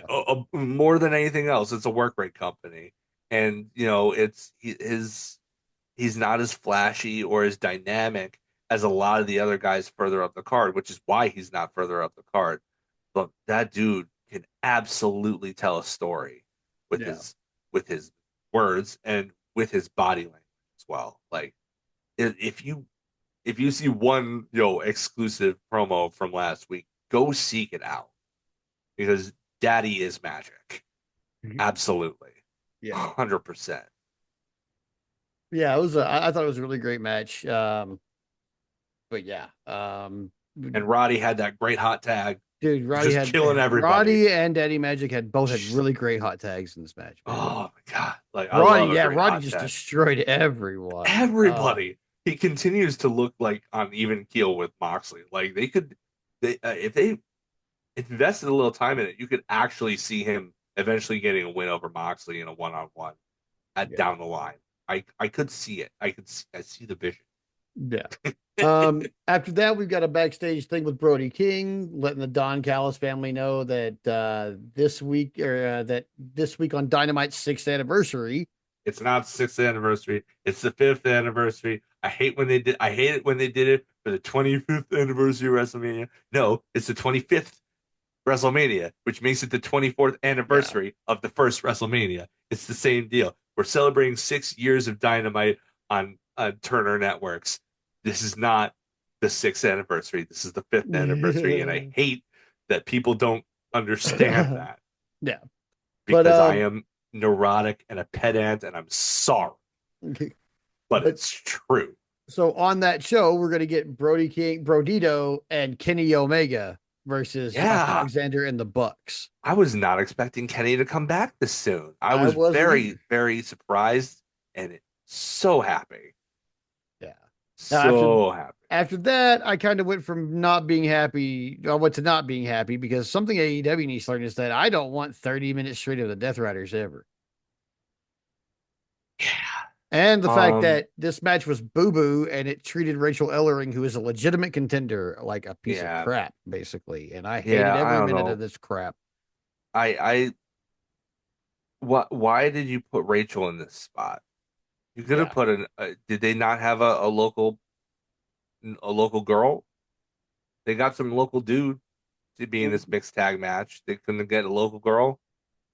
Was she just I don't know. Yeah, Like you got to put I'm somebody with with a you. name like that, and like this match. Like, not only was this match freaking butt crack, and I'm sorry, I'm I not mean, like it was an enhancement match. I'm It not was usually what it that, was. but even for an enhancement match, it was boo boo. You expect me to believe okay, first of all, you expect me to believe Wheeler Yuta could beat up a dude that looks like that ever? No. And second of all, you expect me to believe that Marina Shafir is going to stand there and no sell somebody like Rachel Ellering, who I have seen pummel the shit out of people. She's a former power lifter. You think she Yeah, doesn't hit hard? no, that's the problem. So there was just riddled with problems, and then after that, we had what seemed like the whiniest, least grateful fucking sheepdog on the fucking planet promo that I've ever seen in my life. Like it completely took all the good things I thought about the trios match and like ruined them because it was just one long Death Riders segment and the end of it sucked. Mhm. And this is one of the only things I have a problem with all week. But this is a fuck. Like, first of all, I don't want 30 minutes of the Death Riders. Second of all, y'all need to get that mic away from Real to stop giving it to him. Uh, Third of I mean, all, don't treat Rachel Ellering like this. That I I didn't think that's what have makes me the most mad is that. yeah, that annoyed me too. I didn't mind the promo so much because like it did what it was supposed to do. He was supposed to come off like a whiny little bastard. Like it was supposed to get heat. I don't mind that much. I do mind Marina's no selling. What she should have done was she should have been if I was the coach on this or the agent or whatever they call them on this match, I would tell her, dare her to hit you and then be surprised when she hits you harder than you think. And then use your jujitsu to get around her strikes and then tap her out. Yeah. That's what you do. You don't no sell the power lifter's strikes. You Yeah. do what Brazilian jiu-jitsu practitioners do and take down somebody twice your size by grappling them to death. Yeah. That's what you do. That's the psychology that should have been employed there. That it shouldn't have been, making Rachel Ellering, who is like far better than her station. Like Yeah. she should be way further up on the card. She's so talented. Like she and Willow would make a great tag team. Yeah. Now that I'm thinking about it. I hadn't thought about it until this moment, but like they would make a really, really great tag team Yeah. because they're both big, smiley, positive, you know, big, strong ladies. Like Yeah. that would just thinking of that in this moment, that seems like a natural pairing. Um, but like I don't know. This it made me it what the only saving grace about it was that it didn't last long. Yeah. Pretty much. Um, Anyway, let's move on yeah. because otherwise I'm going to remain sad. Yeah. After that, we had Hangman Page, Samoa Joe, and Powerhouse Hobbs backstage, and I guess Samoa Joe's taking us all to school Yeah. because this entire promo was a school reference. Um, and apparently Hobbs is the new PE instructor, Yep. and Hangman is the new equestrian instructor, Yep. and they're both going to run you down in a field. Yes. I assume different fields. I hope so. That'd be a terrifying field if it was both of Yeah. I mean, in equestrian, I mean, general PE probably has a lot of fields that you could use. An equestrian field would probably have one specific one, I would imagine. them. I hope I so. don't know too much about it. I don't either. I've never seen a school with equestrian anything. That's because you and I didn't grow up rich white bitches. That is So, true. That is true. Despite my pale uh, skin, I grew up a poor Mexican. yeah, Um, after that, we had the acclaimed but not the versus, but not the acclaimed. acclaimed versus the swirl. Um, I thought this was a good match for the most part, except for that first hot tag where the guys from the swirl just laid there for a minute. uh, That part didn't make sense. yeah, it was curious. I liked the story they told though. Yeah, Like, my question is, what is the record? I missed it. What is the record that I Anthony do Bowen not supposedly know. I'm have? about to find out, man. Right now. Because the award says that he's a world record holder, but it didn't mention to my I didn't catch if it said it on the plaque that he had, but I don't know what it is. So He like holds the Guinness World Record for his participation in the largest game of catch ever. what? The event involved many participants. Bowens is credited with being part of the group that achieved this world record. I mean, great. It I doesn't seem like guess. a super awesome record, but No. it is a record. No. So I mean, it certainly doesn't beat Darby's. no, no. First pro wrestler on the summit of Mount Everest is Or any of Natty's for that matter. yeah, She's got like seven of them now or something. It's ludicrous. But all of them are just like ones that she's gonna break over and over again because she's still being employed, and she's still winning, and she's right. still appearing on TV. Like they're all down to like her appearances or most wins by a female wrestler in WWE or history or what. Like Yeah. things she's continuing to build on. So, Mhm. um, but yeah, I liked the match itself for the story that it made. This is the first time the Swirl actually looked like a really kind of threatening tag team Yeah. with some cohesion. I liked that because I like both of those guys, specifically Blake Christian, but I like Shotty Lee too. Yeah. Um, I liked them taking advantage of the lack of on the same pageness that their opponents had for the most part. I liked both of the former members of the Acclaim being bratty little assholes to each other. Yeah. You know what? Although I will say, if I had to choose, I'm still on Bowen's side on this one. Oh, I am too. Still on Bowen's side, even though Now, he's being presented as the heelish one of the two. Like, yeah. Now, you know what I thought was the most impressive thing in this match? was that? Blake Christian hopping backwards over the top rope into a fucking front face lock, and then Lee Johnson jumping off the apron into a crossbody in that same like, dude, this shit looks so brutal. But not only did it look brutal, that fucking landing by Blake Christian might have been the smoothest buttery shit I have ever seen Yeah, in my fucking life. yeah. Like I'm telling you, this that guy's kid is got going. it. He's got something, That man. guy's Like, he's like got it. I knew. I like. Okay, first of all, I knew he would be a good heel in the first place because the first time I saw him, I was like, this guy has punch me face. Yeah, you knew it. You knew where I was going with Oh that. yeah, oh yeah. He has punch me face so bad, but the attitude in the ring, along with the punch me face, he's like a real smug little prick. And I Yep. was like, okay, this guy's a great heel. But and I knew before this that he was athletic and a good wrestler. But that shit was so smooth. He landed exactly where he fucking needed to land. And he Yep. pulled that. I mean, it Very was precise. so precise and so smooth. I was just like, look, kid, I don't fucking like your face, but you impressed the shit out of me as a wrestler. Yeah, yeah. So you keep on with that fucking stupid fucking face. All right. You go ahead and you do your fucking thing, man. Because I don't give a fuck what your face looks like if you pull off moves like that, but I am not going to cheer you because you do have a stupid face. So, Yeah, like but you're going to play a heel for life, so we're cool. All right. I mean, with his offense, he does a lot of impressive stuff. I think at some point he will just kind of by attrition probably start winning the crowd over at some point, and Oh, he'll I'm they'll sure he take a will. turn I'm sure he babyface. will. This is Hopefully a he's smart crowd. This is what happens with smart hopefully crowds. he's capable of pulling off nice guy without becoming Yeah, boring. Because yeah. Vanilla Hopefully Baby he is a has a little boring bit of an ass edge name. to him. Okay, guys. Like Vanilla Yeah, Baby is like when people say Vanilla Baby backstage, they don't mean what he is. Okay. They yeah, don't mean that. They mean the most boring motherfucking face you've ever seen in your life. John Cena 2012. Vanilla Baby. Okay. yeah, That's what that means. Now, anyway, I thought this was a great match. We yeah, almost got a scissor at the end, but then I guess both guys decided they didn't want to do it and hopped out of yeah, the ring. But we're gonna see how this kind of plays out because obviously we're on the track to get the acclaimed back. Which yeah, how that's gonna play out. I mean, we're getting Jurassic Express back too. I mean, how this is gonna play out in the tag division it remains to be seen for both of these teams. To be honest. yeah. I especially like the finish of this match too, because Bowens did all the work, and then Caster gets the pin, And finally and gets a it just win. yeah, it just plays into all of the little things that went into this moment. Caster not getting a win except with Bowens. Bowens doing all the work and getting none of the credit for it. Like it just continues that through line.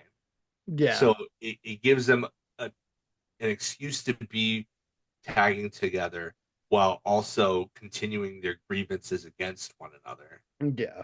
So Yeah. I thought that was storytelling wise, this is probably match of the night, honestly, in Yeah. terms It of was getting pretty good. getting a Yeah. storyline over. Yeah. I think that this was probably the match of Yeah. the night in those terms anyway. Maybe not work Yeah. rate wise. That was definitely the opener, but this one for the story, I like this one. Right. After that, we have a couple of promos. We've got Nick Wayne backstage with Kip Sabian and Mother Wayne. Kip Sabian still airing his grievances about trusting the stupid dinosaur in the first place, but Nick Wayne once again being the smug little prick he is. Now we didn't see his foot, but I'm the way he's talking, I'm assuming he's out of the boot now and ready to go back. he was still in the boot when they wheeled him out at All Out. So Yeah, so I'm not sure if he's we'll actually see. ready, even though he's talking like he's ready to come back. Yeah. So we'll see how that I goes. mean, But he's good to travel at least. yeah, he's up, but he's still they're still targeting Christian Cage. So we'll see how this all Yeah. plays out. I mean, I'm assuming we're not going to see the culmination of this until Copeland is done filming Percy Yeah. Jackson. So after, I hope I imagine and I hope that probably by that point FTR will probably be the champions because I think that Tony will want to give Cope and Christian like a short run with the belts, like he yeah, did with Sting and Darby. right, Like it probably just like this is for all you've done for us and for the business, and one last run kind of deal. I yeah, think that works a lot better if they take it off from the guys that they're already feuding. yeah. After that, we've got Ty J, and they're giving us the business about them wanting the women's world tag team champions first because they've been like the original AEW women's tag team, and I mean, yeah, they have been around pretty much the Yeah, entire time. So pretty much. doesn't bother me this, but unfortunately, like we'll talk about more later. I don't think they're going to be the first I champions. don't think so either. So we'll talk about more my reasoning behind that and more about that later. After that, we have what is easily my favorite match of the night, and the reason Wait, it's wait, my wait, favorite wait. match. Wait a minute, wait a minute, wait a minute. We have to talk about the rundown of their shows in Florida, though. Oh gosh, okay, yeah, The that Gordon Soley, the Gordon Soley old school I loved it. I thought 3.1. it was. Oh, He said supplé. dude, it was great, Oh, dude. so good. Like that's what I love about this company is that like everything is canon, and they love everything wrestling. Yeah, Like for I loved this. ECW, Florida Championship Wrestling, Mid Atlantic, WCW, World Class, you name it. If This it's reminded me of the old world class commercials. When yeah, like when they would come and do the tours, like Funk was doing like Dick Bivens yep, Stadium here in Amarillo. yeah, Like when they were doing that, like this is exactly the type of commercial that would come on when they were doing that. So yep. This I was was like those late '70s, early to mid '80s yeah, like rundowns. the last time I I saw something like loved this was like it. the mid '80s, and yeah, it brought It back was all of those memories, man. it was and Tony Schiavone with the haircut, With the the Gordon haircut Soley and haircut, like the little oh, mustache and and the everything. Yeah, suit, the yeah, suit. the like mauve Oh, suit. Oh, dude, yeah, I it loved it. was so Soley and it was so good, and I The funniest loved part about every it though second is that about I it. remember Tony Schiavone actually doing rundowns like this back in Yeah, the '80s. yep, So like he pretty much looked exactly like he did when I was like seven, pretty man. much. Like Except he had a beard. yeah, except he had a beard. Yeah. But after that, yeah, we do have my favorite match of the night. While it was short, anytime you have the Outrunners and Dalton Castle on the same, and dude, are they listening to us because we're two of the boys super jacked, or am I just seeing shit? Super jacked. And then I think the other one was Super little. He was like a John regular Q. size. I think it was John Cruz. Oh, was it? I think so. Oh, okay. Well, I mean, but So he was he's a Abraham. He's bilingual Abraham Lincoln. He's a boy. Like he's doing everything. Like Serpentico. does he like work? Like is he a coach or something? Like Is what's going on here? is Because he's like Serpentico a coach? Yeah. But yeah, I mean, so we had regular sized boy and then two super jacked boys to go along with the super jacked guys and then the regular sized Dalton Castle. these boys kind of sucked though. They Because like did. They did. because they couldn't even get the initial rhythm on the Yeah, they weren't claps. doing the claps right. They didn't Like, oh feed. my God. Like the big ones should have definitely fed from the outrunners to explain why they were so big, like we were talking about Yeah. last week. But I mean, to be you can't hold the not feeding against it because Dalton didn't call for it. Yeah, yeah, that's He's the true. one who initiates it. So like Yeah. they gotta follow his lead. If he doesn't do it, well, they're not gonna do it. But But they should have done it. now They definitely should have done the entrances and the pageantry with Dalton Castle on his return were longer than the match itself. it. Yeah. Because this one ended up being a quick bangerang and for a win. But I will tell you this: He was so excited about the double bide elbow drop too. that KM guy is the biggest local talent I've ever seen. He was enormous. Enormous. I was like, holy He fuck, was look how so big that guy. jacked. He's a That big guy was fucker, like, isn't yeah, he was like he? 6'4" and built like an Yeah. action figure. And like, how is Right? this guy Jay Brown? Right. That's what I was thinking. I was like, look Like, how fucking big it. He said, like he this did big it. bastard here. But you know what? He did his job and he did it well too. Like he was he was really into it. Yeah, dude. Like he was really psyched to job to these guys. Well, It I was mean, awesome. I, It was awesome. Tony Khan doesn't have the same kind of big man fetish that Vince McMahon had, but like the fans are clamoring for big meaty men slapping meat match, and this guy would fit right in. For sure. I So I know mean, nothing about it, about his skill level or anything, but like, what was his name? Cowpoke Pete or something like that? no, Cowpoke Paul? they introduced him as KM, but Okay, his yeah. name was Kevin something. I can't remember what the last name was, but my God, dude, I was like, talk about maximizing your minutes. Like I'm gonna Big remember that Jack jobber dude. for a long time. Yeah, Yeah. man, freaking huge. I was like really surprised. Like, look how big he is. Fuck.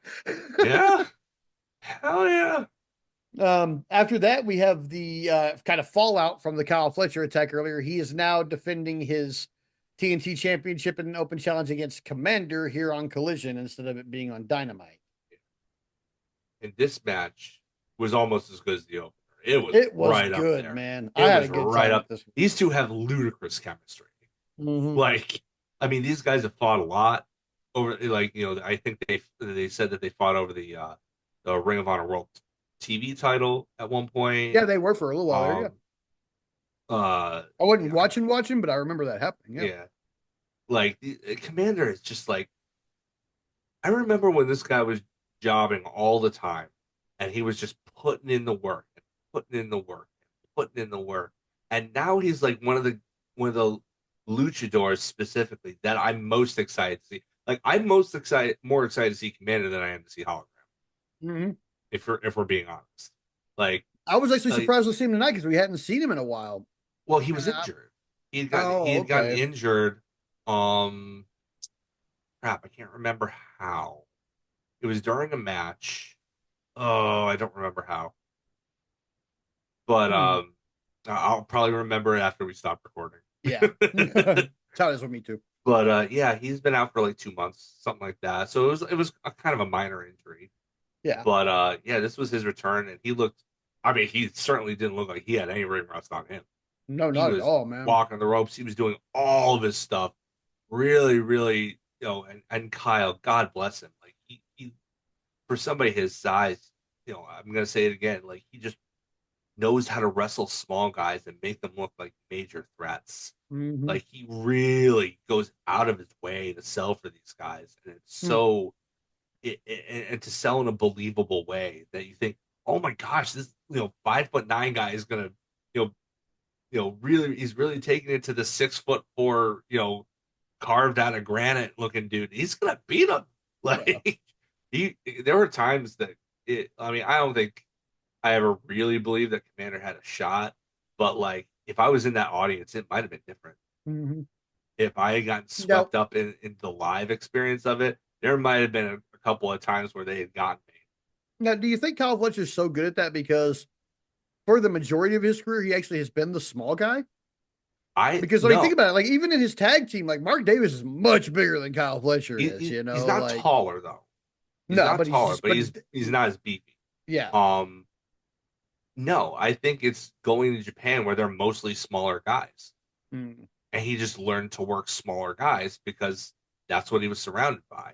And those smaller guys were tough as nails because it's the New Japan dojo and they don't take shit. no, they beat the So fuck out of you. you are going to sell for them, you are going to bump for them, you're going to make them look good, or they will beat you to within an inch of your life and make you beg for more. Yep, Like that is that just sure the as fuck will. culture. It's just the culture. I'm not saying it's right. I actually think that that's really cruel, but there are results that are, I mean, the result is Kyle Fletcher makes smaller guys look like $1 million every single time. Yeah, So, but yeah, like just there was Commander walks the ropes, looking to do the spaceman walk from one corner to the other and dive on Fletcher on the outside. But Kyle sees it coming and comes into the ropes. Commander then 90 degrees jumps over to the perpendicular ropes, springboards off it into a Canadian destroyer, and then hits a 450 off the top, and somehow doesn't get the win. Dude, man, yeah, that sequence right there, I was like, oh, he's definitely gonna win. Holy shit, we're about to have a new TNT He, champion. I was like, he did. He did. I was just, Killed oh my him. man, like I just, but after he misses the Cielito Lindo, though, Fletcher hits his three moves of doom. Yeah, And, and that's I mean, it, man. everybody's got moves of doom. Okay, Yeah, everybody does. That's It's not not just Cena. That's not derogatory. No. He hits the lawn dart. He into the middle turnbuckle, or there was another one in there, and then he hits the brainbuster, and that's it. Yep. Like it was it. I mean, I say that was it as if it wasn't a fight. It was definitely a fight. Oh It god, it was was such a definitely an fight. even match. That this match was far more competitive than the world title match he had earlier. That's Yeah, for sure. Like that for match sure. was fantastic, but like Commander got more offense in than Hanger did. Hmm. So take what you will from that. Yeah. Um, I thought it was a really great match, Yeah. especially you know the back and forth of it. But then we got breaking news after this that with Hologram being down, Orange Cassidy is now going to take up the Open Championship on Wednesday. Ooh. Whoa, that's going to be a Yeah. good match, man. I imagine that Fletcher still goes over.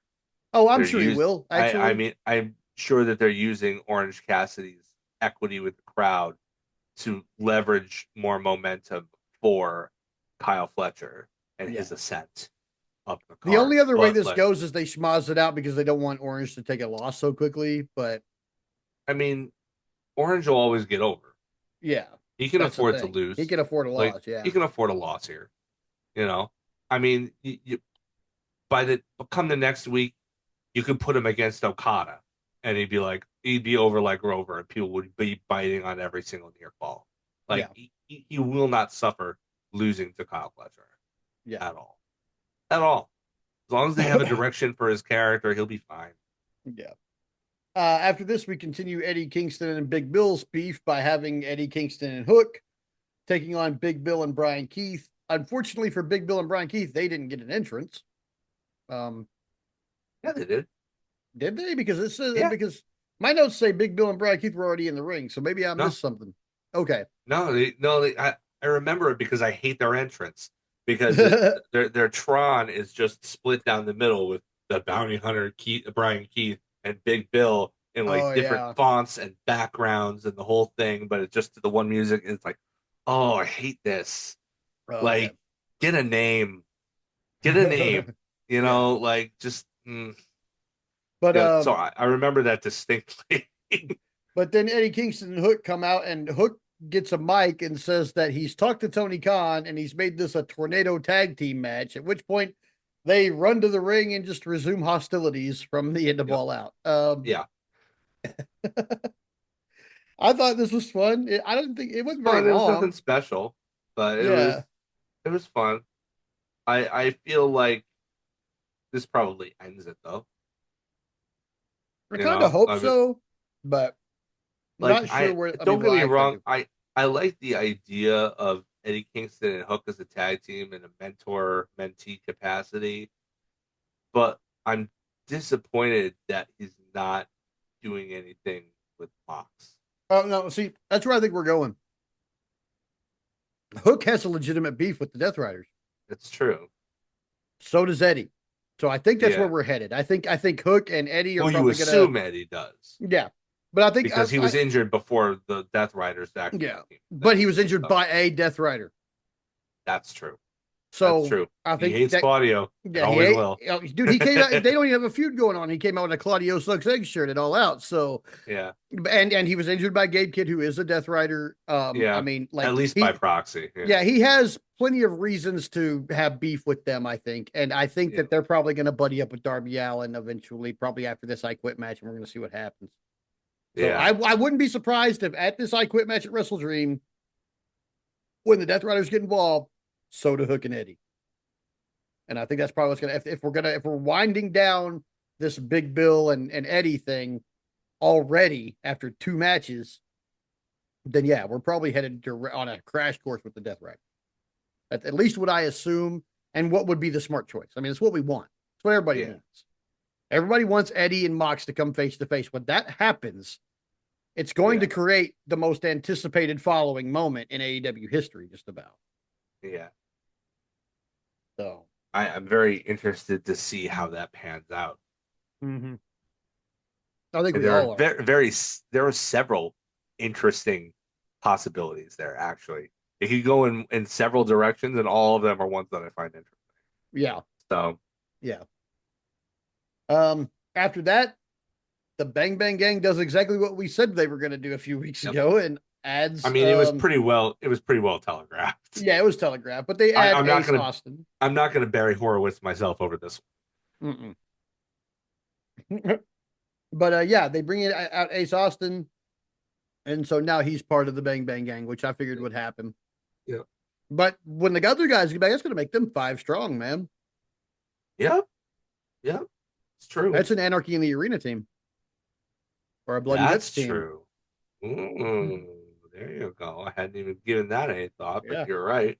But also everybody loves them. So and the other guys returning with their with the face return pop. Yeah, That's a formidable stable to take on like Don Callis yeah, right there, right off the bat, and with yeah. the historical backing of the Bullet Club to legitimize it, even True. so. That It's could be. true. I mean, but fuck, with those 5 guys together playing Bullet Club shit, I mean, we could eventually weave the Young Bucks in there somewhere and a couple other guys and actually legitimately have like a Bullet Club reunion for a little bit. Yeah, I mean the Bullet Club is. I mean, rather the Young Bucks are John Callis adjacent at this point in time too. Yeah. So I mean, you could easily work them in. Mm-hmm. So, but But yeah. yeah, it's good because we haven't seen Ace Austin in a while. Like he debuted and then he disappeared for like a month and a half, 2 months. Yeah. So it was good to see them like not forget about him and put him where he you know kind of belongs really Mm-hmm. storyline Yeah. And then after that, we had our main event. wise. Women main eventing twice in the same week. Wild. Yeah, That never happens. Holy good shit. stuff. Good stuff. I mean, we did have a mixed tag earlier, so there was more than one women's match on this card technically. Mm-hmm. We had a major segment with Willow on Dynamite too.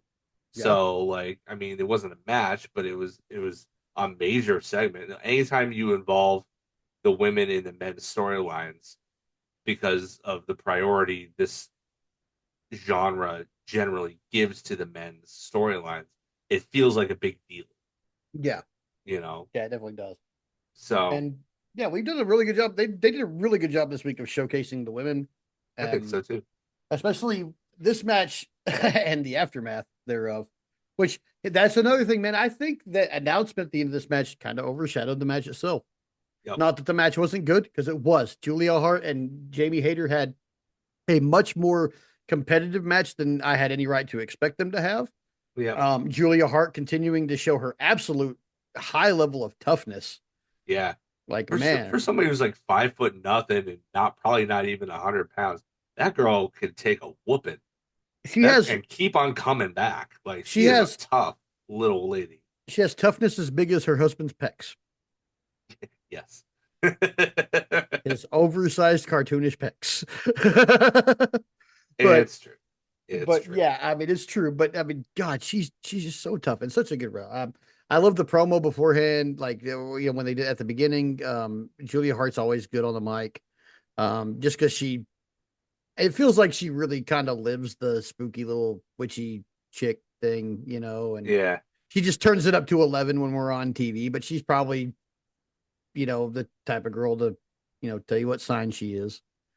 Like, I mean, that's it, I mean, not that's nothing against her. She plays into a gimmick right now that I feel is way more suited to her than the cheerleader gimmick was. Yeah.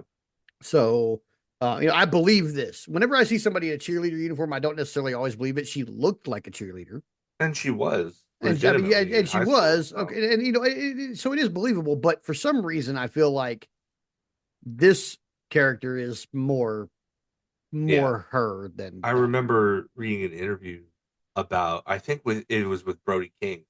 I'm not sure if it was Brody King or yeah, I think it was Brody King. And he said that they were hanging out one day, and she was like listening to Marilyn Manson, and like that they would go on like shopping trips together to get her new kind of gimmick like set.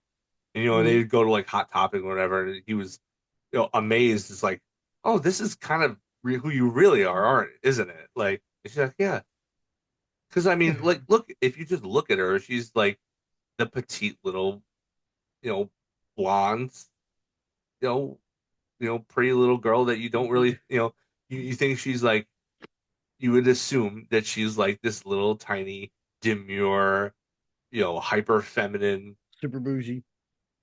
yeah, super bougie, you know, uh, upper class white chick, Yeah. and it's a little more More complicated. complicated than Yeah, it's a little more complicated. I know a that. bunch of girls like this that are like blonde and like in real life, like people I went to high school with or people that I'm friends with and or Yeah, that I was friends with in high school and still am today.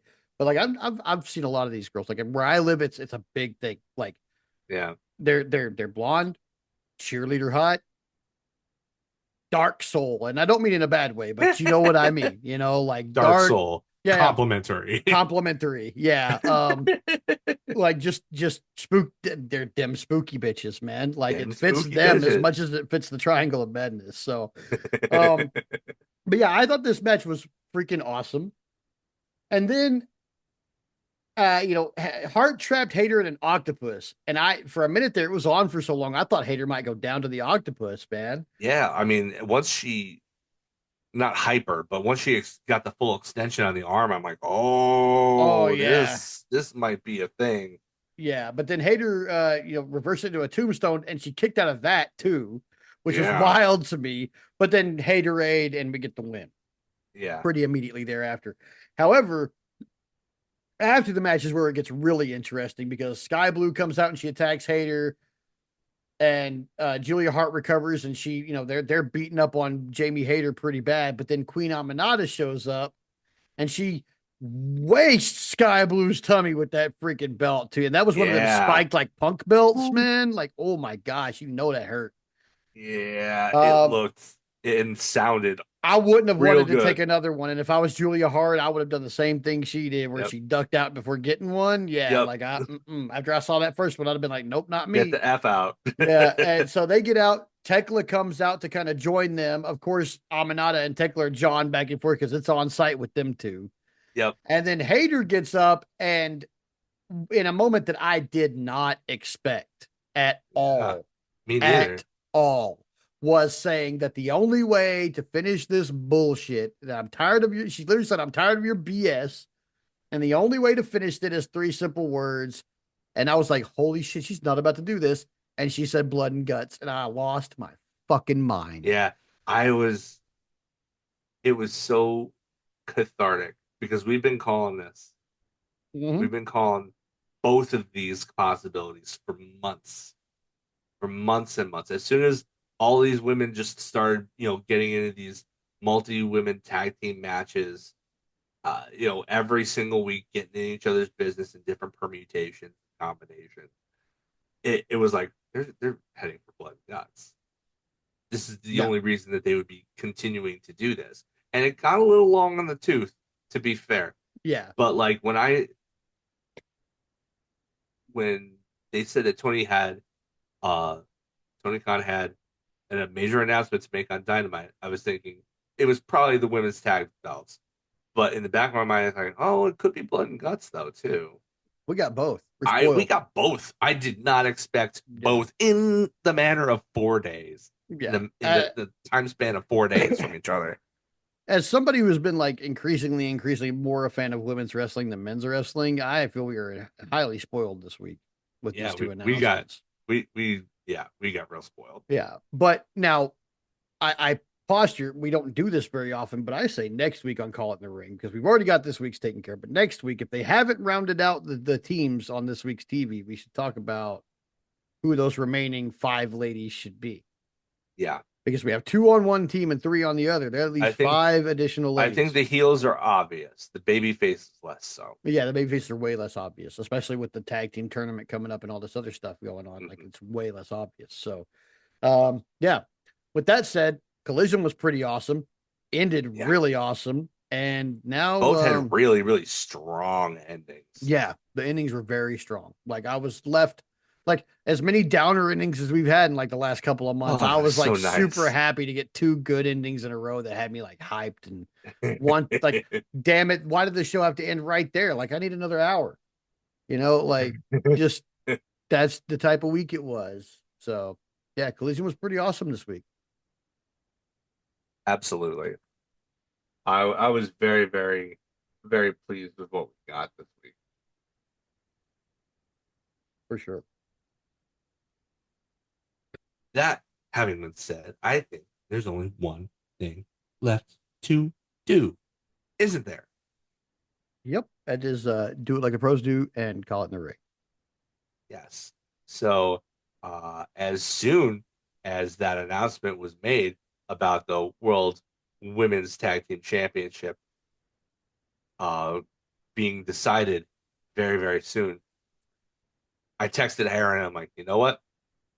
Let's do what let's do what we really like to do in these situations and book the tournament because Amen. both of us are huge marks for tournaments. Yes, Uh, I am. and who doesn't love fantasy booking? It's a guilty pleasure of pretty much every wrestling fan. We're so up in our own heads that we think we know better and we could do better. Like I am not above admitting that I think, at least in isolated pockets, I do a pretty good job of booking stuff like this. So I was like, okay, each one of us will book the tournament to choose the to book the tournament to crown the first AEW Women's Tag Team Champions of the world. Uh, we don't know what each other has done. We gave each other carte blanche on the form and how many people were going to be in it and all this other stuff. Uh, I don't know. Aaron, do you want me to go first? Or do you want to go first? You can go ahead, go first. I'll go first then. Okay. So I floated around the idea of maybe doing uh, uh, a bracket style tournament, much like the G1 or the Continental Classic, to spice things up. Decided against that mostly because I didn't have time enough to think of how I would book the thing. Then I entertained the notion of having like a really big single elimination tournament. Uh, but like 16 teams is a lot. And while they've established a lot of teams, I don't think that you could do a 16 team tournament without having a lot of teams that are just thrown together for the sake of it, Mhm. which defeats the whole purpose of why they waited this long and established as many teams as they did. And B, having to go outside of AEW to find teams. Like eventually, Tony is going to have, if he wants to take this division seriously, by virtue of how many people he will need to populate this division, he will need to make some hires. Yeah. It will become necessary. And if he doesn't know that already, I'm sure he does. But if he doesn't, I'm here to tell you, Tony, you're going to need more bodies for this division. Oh yeah. You're just going to do it. You're just going to need to because if not everybody can be both a singles wrestler and a tag wrestler. You have to treat it like you treat your men's tag teams. There's a tag team division and it's a division. And occasionally you can have those people in singles matches to build towards a tag team match. Like, you can have a Dax Harwood face, you know, a speedball Mike Bailey because it's in service of the tag team match later, Mhm. you know. But for the most part, you want the singles matches to build to tag team matches and nothing else. So you're going to need bodies. And a 16 team tournament would probably need to call on too many bodies um, that were outside of the AEW sphere.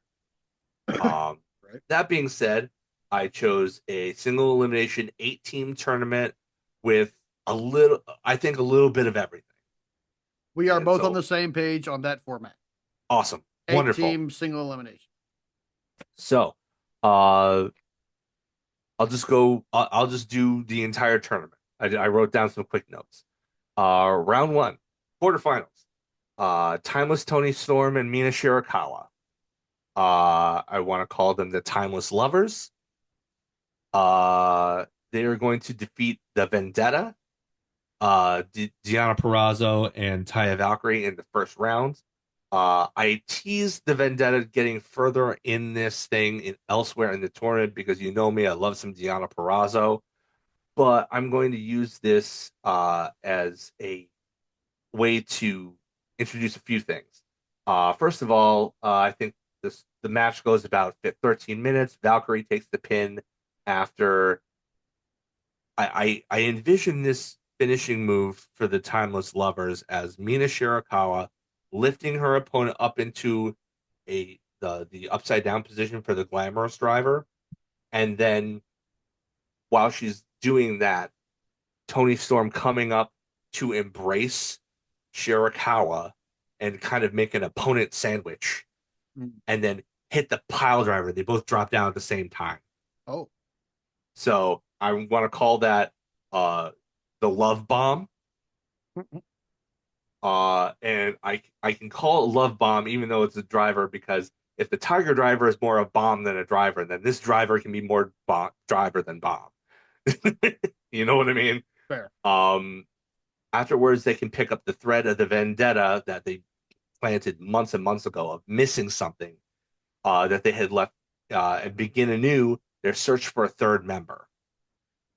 So this is going to this loss, even though they're like a tag team before and stuff like that, this is going to set them back on that path of the thing that they had set up earlier.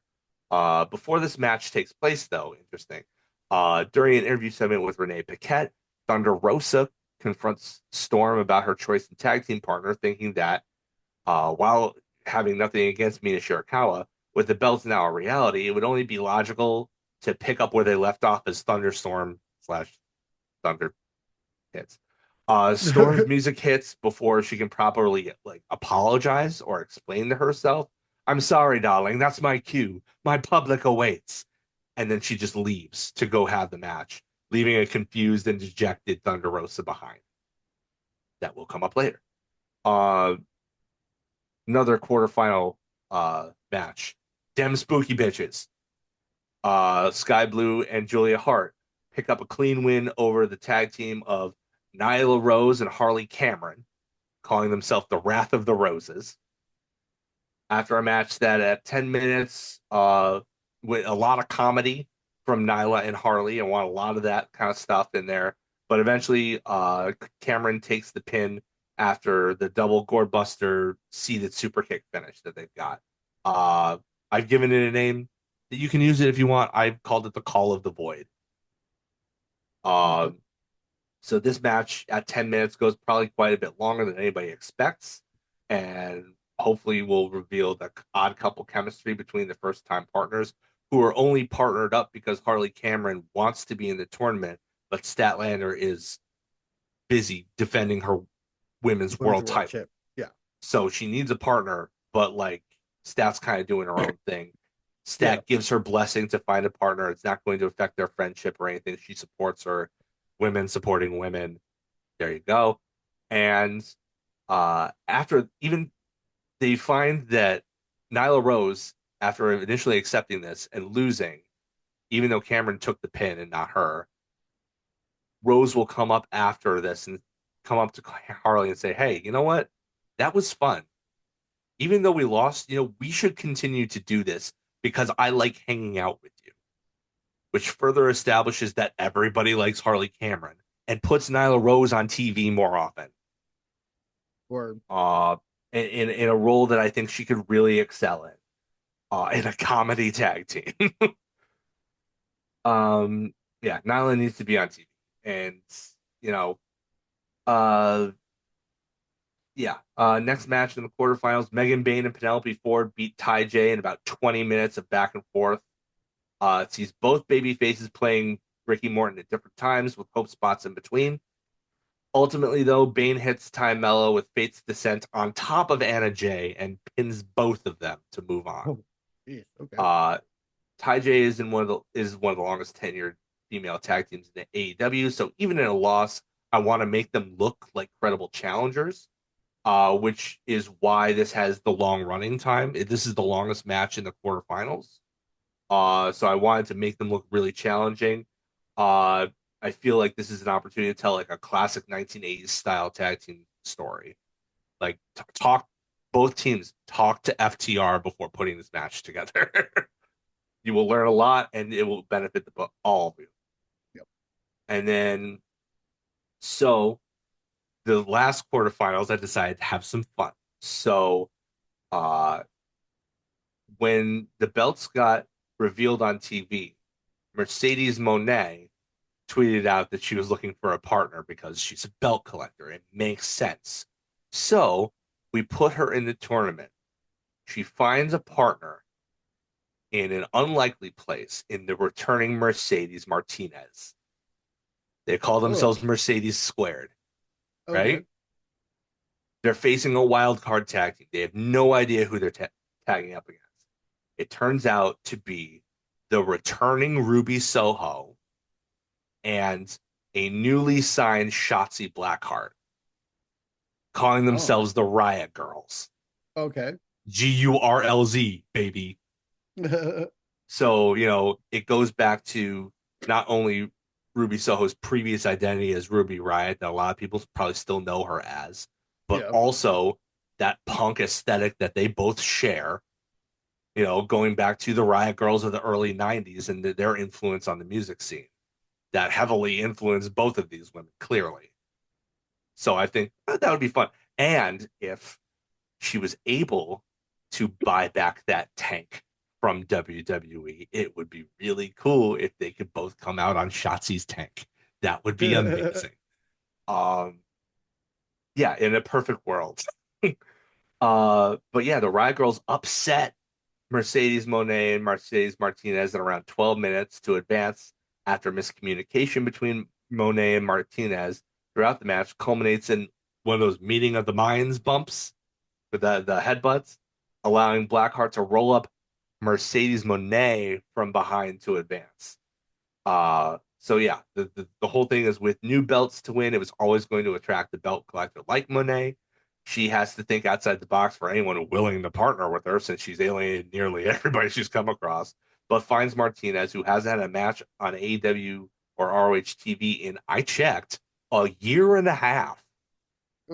Oh, Which is a crime considering how she's done like independent dates. She's healthy so far as I know. Like I don't know why they haven't used her. After the bout, Monet will blame Martinez for the loss and slap her, and things break down between them, requiring a pull apart, leading to Martinez winding up as Monet's next TBS championship challenger, and the Riot Girls gain some cred moving into the next round. yeah. So in the spooky semifinals, them spooky bitches lose to the timeless lovers in around 18 minutes. Match sees Tekla repeatedly getting involved in the match behind the official's back anytime the momentum swings the babyface's way. The third time she interferes, though, Queen Aminata comes out from the back to brawl with Tekla because of course she would. It's on site between them. Yeah. With the odds evened up, the fan favorites soon hit the love bomb for the win. So I imagine that Tekla is still going to be in the world title picture or just outside of it. So hence her being a side character in this story as opposed to like, always there or even in a tag team, involved in the tournament. Either way, her feud with Aminata is eternal, so it makes sense she'd come out and even things out. Let them fight forever. Yeah. The other semifinal, Megan Bain and Penelope Ford dispatched the Riot Girls in about 4 minutes after a prolonged pre-match brawl initiated by the baby faces when the heels interrupt them in a backstage interview segment to dress them down. This time, Bain hits Soho with a running Liger bomb onto a prone Shotzi Blackheart, allowing the actual legal woman Penelope Ford to get the double pin this time. So most of the action in this is before the belt on this one to spice things up a little bit, make it a little bit more unpredictable. Mhm. Renee interviews the baby faces, the heels interrupt, the wild brawl leads into the commercial break, only ending about 5 or 6 more minutes after they come back from break, where the action is spilled out into the arena proper.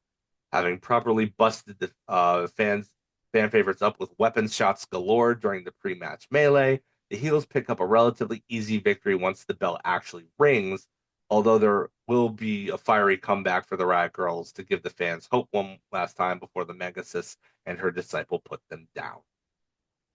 The finals, which I imagine will probably be in in a perfect world, it would be at Full Gear instead of Wrestle Dream. I want to space this out a little bit more. Yeah. Um, but it will probably more likely be a Wrestle Dream. The Timeless Lovers defeat Megan Bayne and Penelope Ford in around 25 minutes to become the inaugural AEW Women's World Tag Team Champions after a back and forth match that sees Penelope Ford go through a table on the outside before the baby faces hit the love bomb twice in succession on Bayne, just to be sure, to secure the victory. Their celebration is short lived, though. They get a full on jubilant display of pyrotechnic streamers and balloons in the wake of their victory, which just helps to cloud an oncoming sneak attack from two hooded figures. After laying out the new champs, the first one unmasks to reel the debuting new signee, Holodead, and the second one slowly unmasks to reveal herself to be none other than the scorned, embittered, newly minted heel, Thunder Rosa. In the weeks that follow, Rosa will explain how hurt she was that she was passed over for Shirakawa by Storm, and how getting the brush off inspired her to look out for herself. So she was reminded of the one person who always had her back on the Indies and made a call to bring Holiday to AEW and reunite the Twisted Sisters. This will become the first extended program for the new champs, while the rest of the teams, sans Mercedes Squared, all vie for the next spot in line, along with whatever other teams decide to throw their hats in the ring. It's it's interesting how similar our thought process is.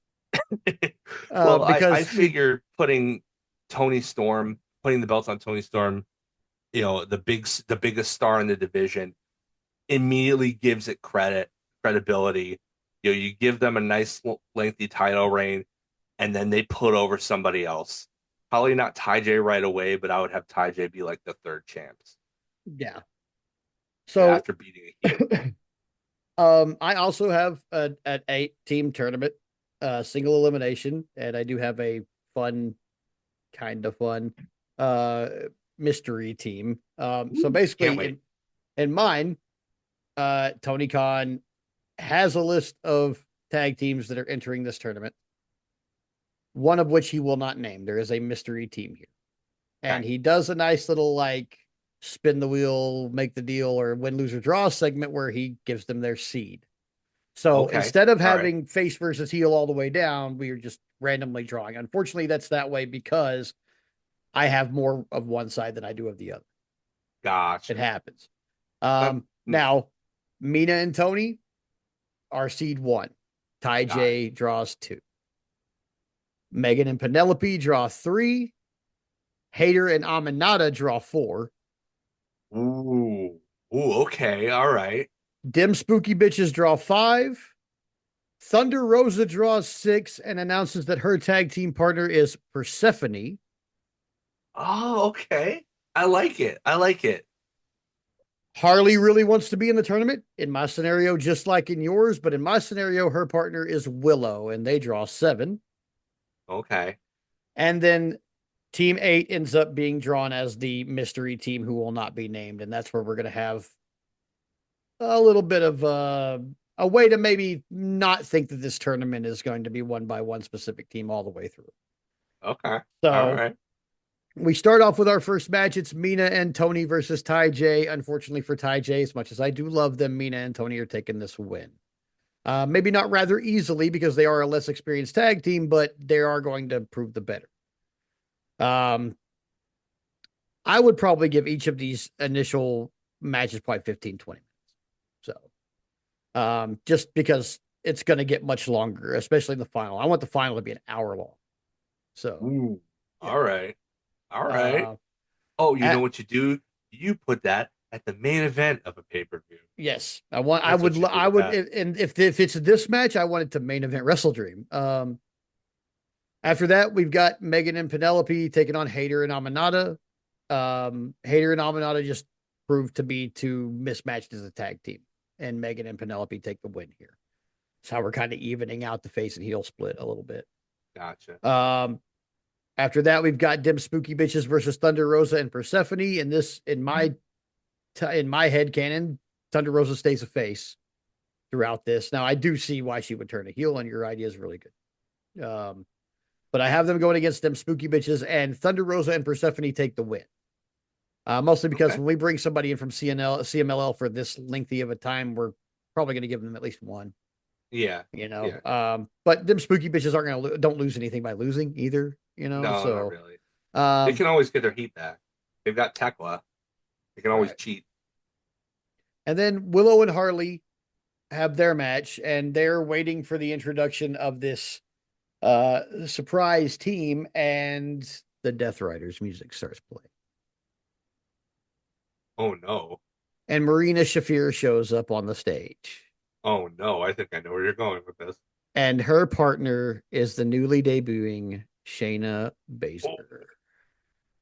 I And as like it. as I much as I like love it. Willow and Harley, they are not prepared for this, and they get fucking wrecked. Like Ah, fucking wrecked, bro. Like to make this the way I want it, they have to get fucking destroyed. Now I booked no. this on the fly. Okay. So thinking back on it, I would probably switch Willow and Harley with Thunder Rosa and Persephone Yeah. to make it easier to believe. But in this case, this is how I booked it. And Willow and Harley to really, but honestly, it being Willow and Harley that get wrecked by these two really drives home the point that these two are fucking dangerous. And Yeah. they are not here to be friendly whatsoever. No. There is no bullshit in these two. They are ready to kill everyone. Yeah. So that's our surprise for the tournament. And then we get into our semifinals, and we have Mina and Tony versus Megan Bain and Penelope Ford, which ends with Tony giving Megan Bain the Storm Zero through the announce table. Yeah, I want baby. the table to break. For it to break as many times as it stopped shit. It Yeah. breaking would be huge. It would be a definite. We just put Megan Bain out of commission. Yeah. In which I case, agree. then both of them This capitalize on that to put Penelope yeah. down and pin her. That's the kind of thing you set up that for as many times as it doesn't break, you save the time that it does break for a moment that could use it and put over the moment. Yeah, So like yes, this right here. absolutely. Storm Zero Exactly. through that table. That table I breaks. like Oh how my that would be god. saved. I like how that would be saved for a women's spot too. I like Yeah, that specifically. they need more moments like this. I mean, Yeah. honestly. Um, so Mina and Tony advance to the finals. Then we get Thunder Rosa and Persephone against Marina and Shayna. And Thunder Rosa obviously is not, into promo beforehand, is not going to be caught unaware like Willow and Harley were. God bless them.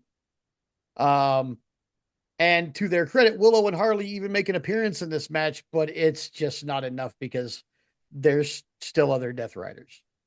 Yeah. And just the men standing between them and the women gives Marina and Shayna the breathing room they need to make sure that they take out Thunder Rosa and Persephone. So now our finals are Marina and Shayna versus Mina and Tony. And this is an hour long slobber knocker. This is absolute. I mean, the way I see this is the absolute best match that Shayna has ever had in her life. Marina She's had some too, good ones and too. she's had some good ones. But Marina and Shayna put on the best match of their life against two of the best wrestlers in the division.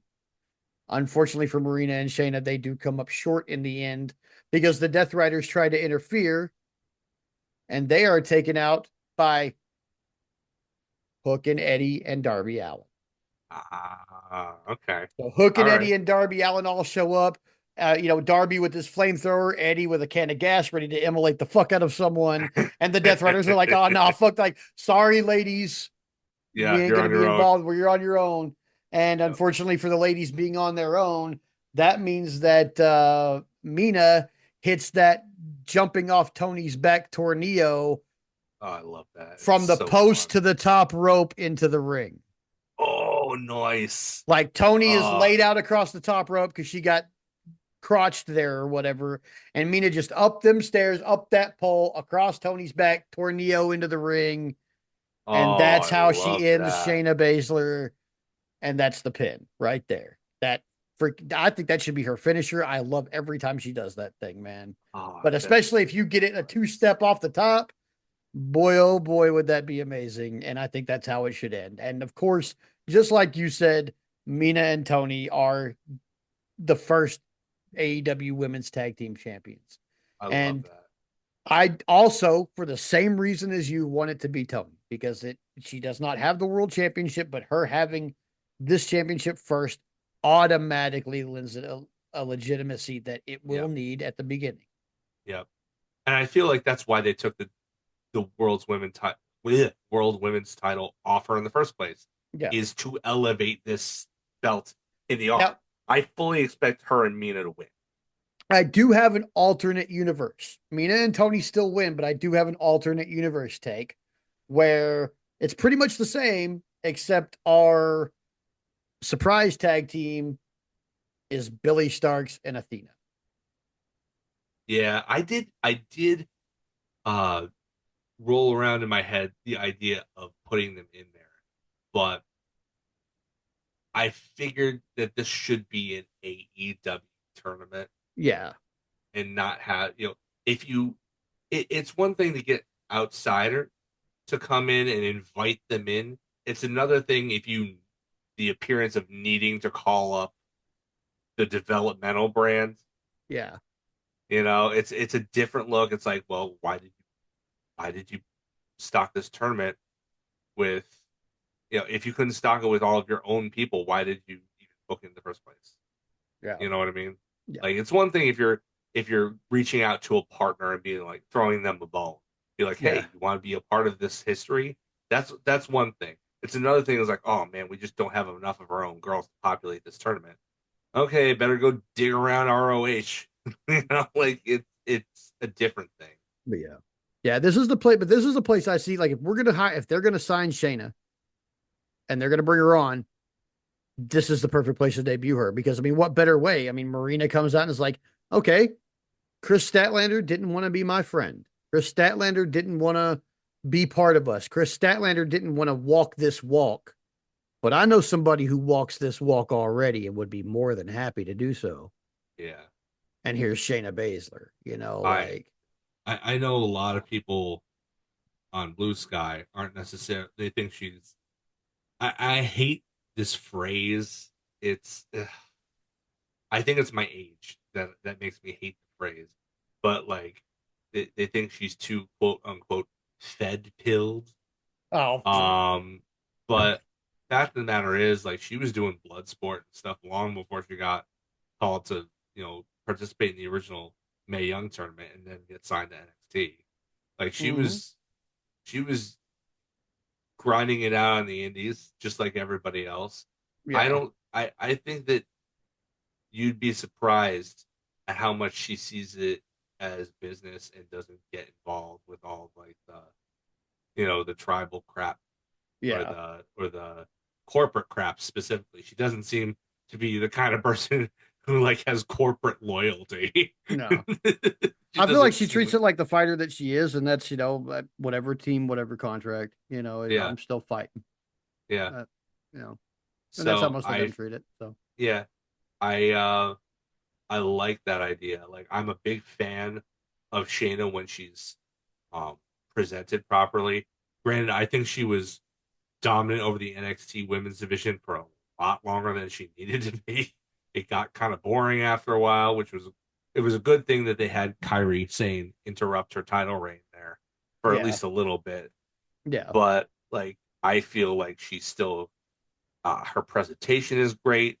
She is a unique talent. I feel like she offers something that, like, very few other women in the AEW locker room could provide. Like, Marina Shafir provides a little bit of that, but let's be real here. Shayna Baszler is a much better wrestler than Marina Yeah, Shafir is, and she's a that's better not wrestler knocking. and she's better on the That's not mic really too. knocking Marina because she's improved tremendously, Yeah, and she just hasn't been in the business as long as Shayna has. yeah, yeah. You know, Shayna's a Shayna better on just the mic too, man. And that's yeah, and she's I very don't like to believable on the knock mic. Marina like that, but I mean we've seen what she does on the mic and Marina should only speak in her native I don't know if language. it yeah her native language. I don't know if I it's don't know Russian what or it is. I I don't can't know if remember. it's Moldova has its own language. I'm not I think sure so, honestly. but I don't want to be insensitive and say either way because She I would don't have know. been born there during the Soviet She probably speaks Russian if she was born there during occupation. the Soviet occupation. Yeah, but then again, how old is she? She might not. Soviet Russia She's might about not have our a little. age. Oh, she's our Yeah, age? she's about Really? our age, I think. I think so. I figured she was much younger than me, but Roddy's probably about our age too. He's about 42, 43. Huh? Yeah, Marina he's my age. Shafir is 37. So she's a little Okay. younger than us. See, But she was born in 37. 1988 in Oh, in okay, yeah. it's now Moldova, but it was part of the Soviet Union when she Yeah, was she would born. have only been under the So, Soviet rule for like 2 years, but I bet she still probably speaks Russian. yeah. I'm sure they have their own language, but at that point, the Soviet clause were in, man. I'm sure they probably speak Russian. Yeah. Uh, So, but yeah, I don't want to be insensitive and be like, whatever her, like say the wrong thing or mispronounce anything. So her native language is best for me. yeah. But yeah, it would be great if she only spoke in her native language and maybe Shayna Oh, you know what handled their most of the native mic. language is according to Wikipedia? Hmm. Romanian. Oh, Huh. I wonder if it's like Just, Romanian or like Romany. oh, I mean, it says Romanian. Hmm. So, official and main language of Romania and Moldova. So, Huh. okay. All right. And I learned something today. I did too. Maybe she speaks Romanian. Yeah, And I would wager that's probably the case. yeah, until today, I thought that dogs laid eggs, and I learned something today. Cotton candy is made of space poop. But yeah, so yeah, I mean, she should speak nothing but either Russian or Romanian whenever she's speaking.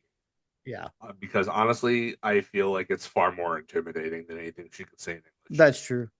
Like if she Like does it's speak just English, she's just like, if he dies, he dies. yeah, Like, yeah, yeah, straight up. yeah, just Yeah. Ivan Drago. Yeah. Otherwise, but like I mean, she's Ivanka got the look, Drago. she's got the presence, she's got the presentation.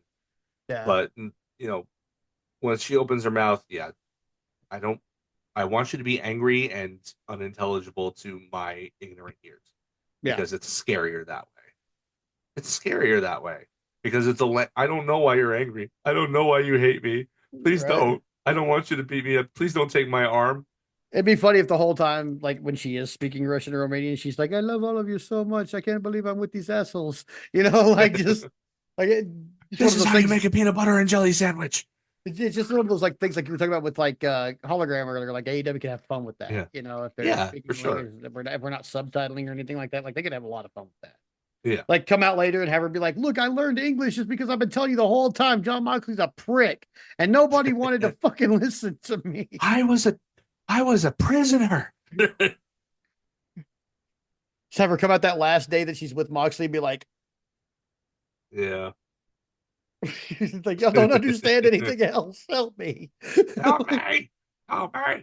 Oh my gosh. Oh But yeah, man. But I think yeah, either way, like those are just two avenues that you could take. and there are Uh, hundreds. There are hundreds of fe- possibilities. feel free, Tony Khan, to steal either one of those or elements of either or what Or have all of you. them, whatever. All You of can do them. one for this year, one for next year, whatever. Yeah, whatever. Alternate takes, surprises, the whole nine. You're always welcome to our ideas, Tony Khan. Yeah, But if you but if use you, more than a few of them, you could just go ahead and hire us, and we'll just do this for you yeah, all the for sure, time. for sure, Yeah. absolutely. I will never stop trying to get a job at AEW. This is going to be our constant job application in this motherfucker. So, but anyway, yeah, that was our call it in the ring segment. I'm ready for this week. That Dynamite 6 looks like it's shaping up to be a big show. So Yeah, for sure. we'll see how that goes. And then we're rolling into Wrestle Dream in just a little over 3 weeks, I think. So yeah, man, like Yeah. we got some building to do because that card is still pretty sparse. So we will see the negative. So you know how Tony Khan is though, man. We got a month till pay per view. Shit's about to pick up. Yeah. Business is O- about to pick up. October 18th. Yeah. Yep. It's 3 weeks away. Yeah. I will be attending the No Kings protest that day and then coming home and watching AEW. So as long as I'm not Pepper Balder in jail. Yeah. If you okay, so if you do, um, don't bring your phone. Get a track phone. Put my number in it. Tell me. Okay. Amen. Amen. But yeah, that's pretty much what's happening on the And 18th. pay But I for it with cash. oh yeah, yeah, for sure, for sure. But I'm all about OPSEC and like our sec def. So Yeah. but anyway, yeah. So yeah, big protest on the 18th, guys. If you're listening to the show, I'm sure you're right along with us, and you might be there. So be safe out there.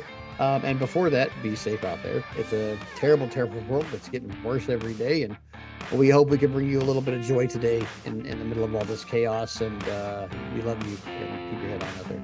At least still have rest. Yes, at least still have wrestling. This is pretty much all I have, except for that. All right. Y'all take care of yourselves. We love you. So, we love you. Peace.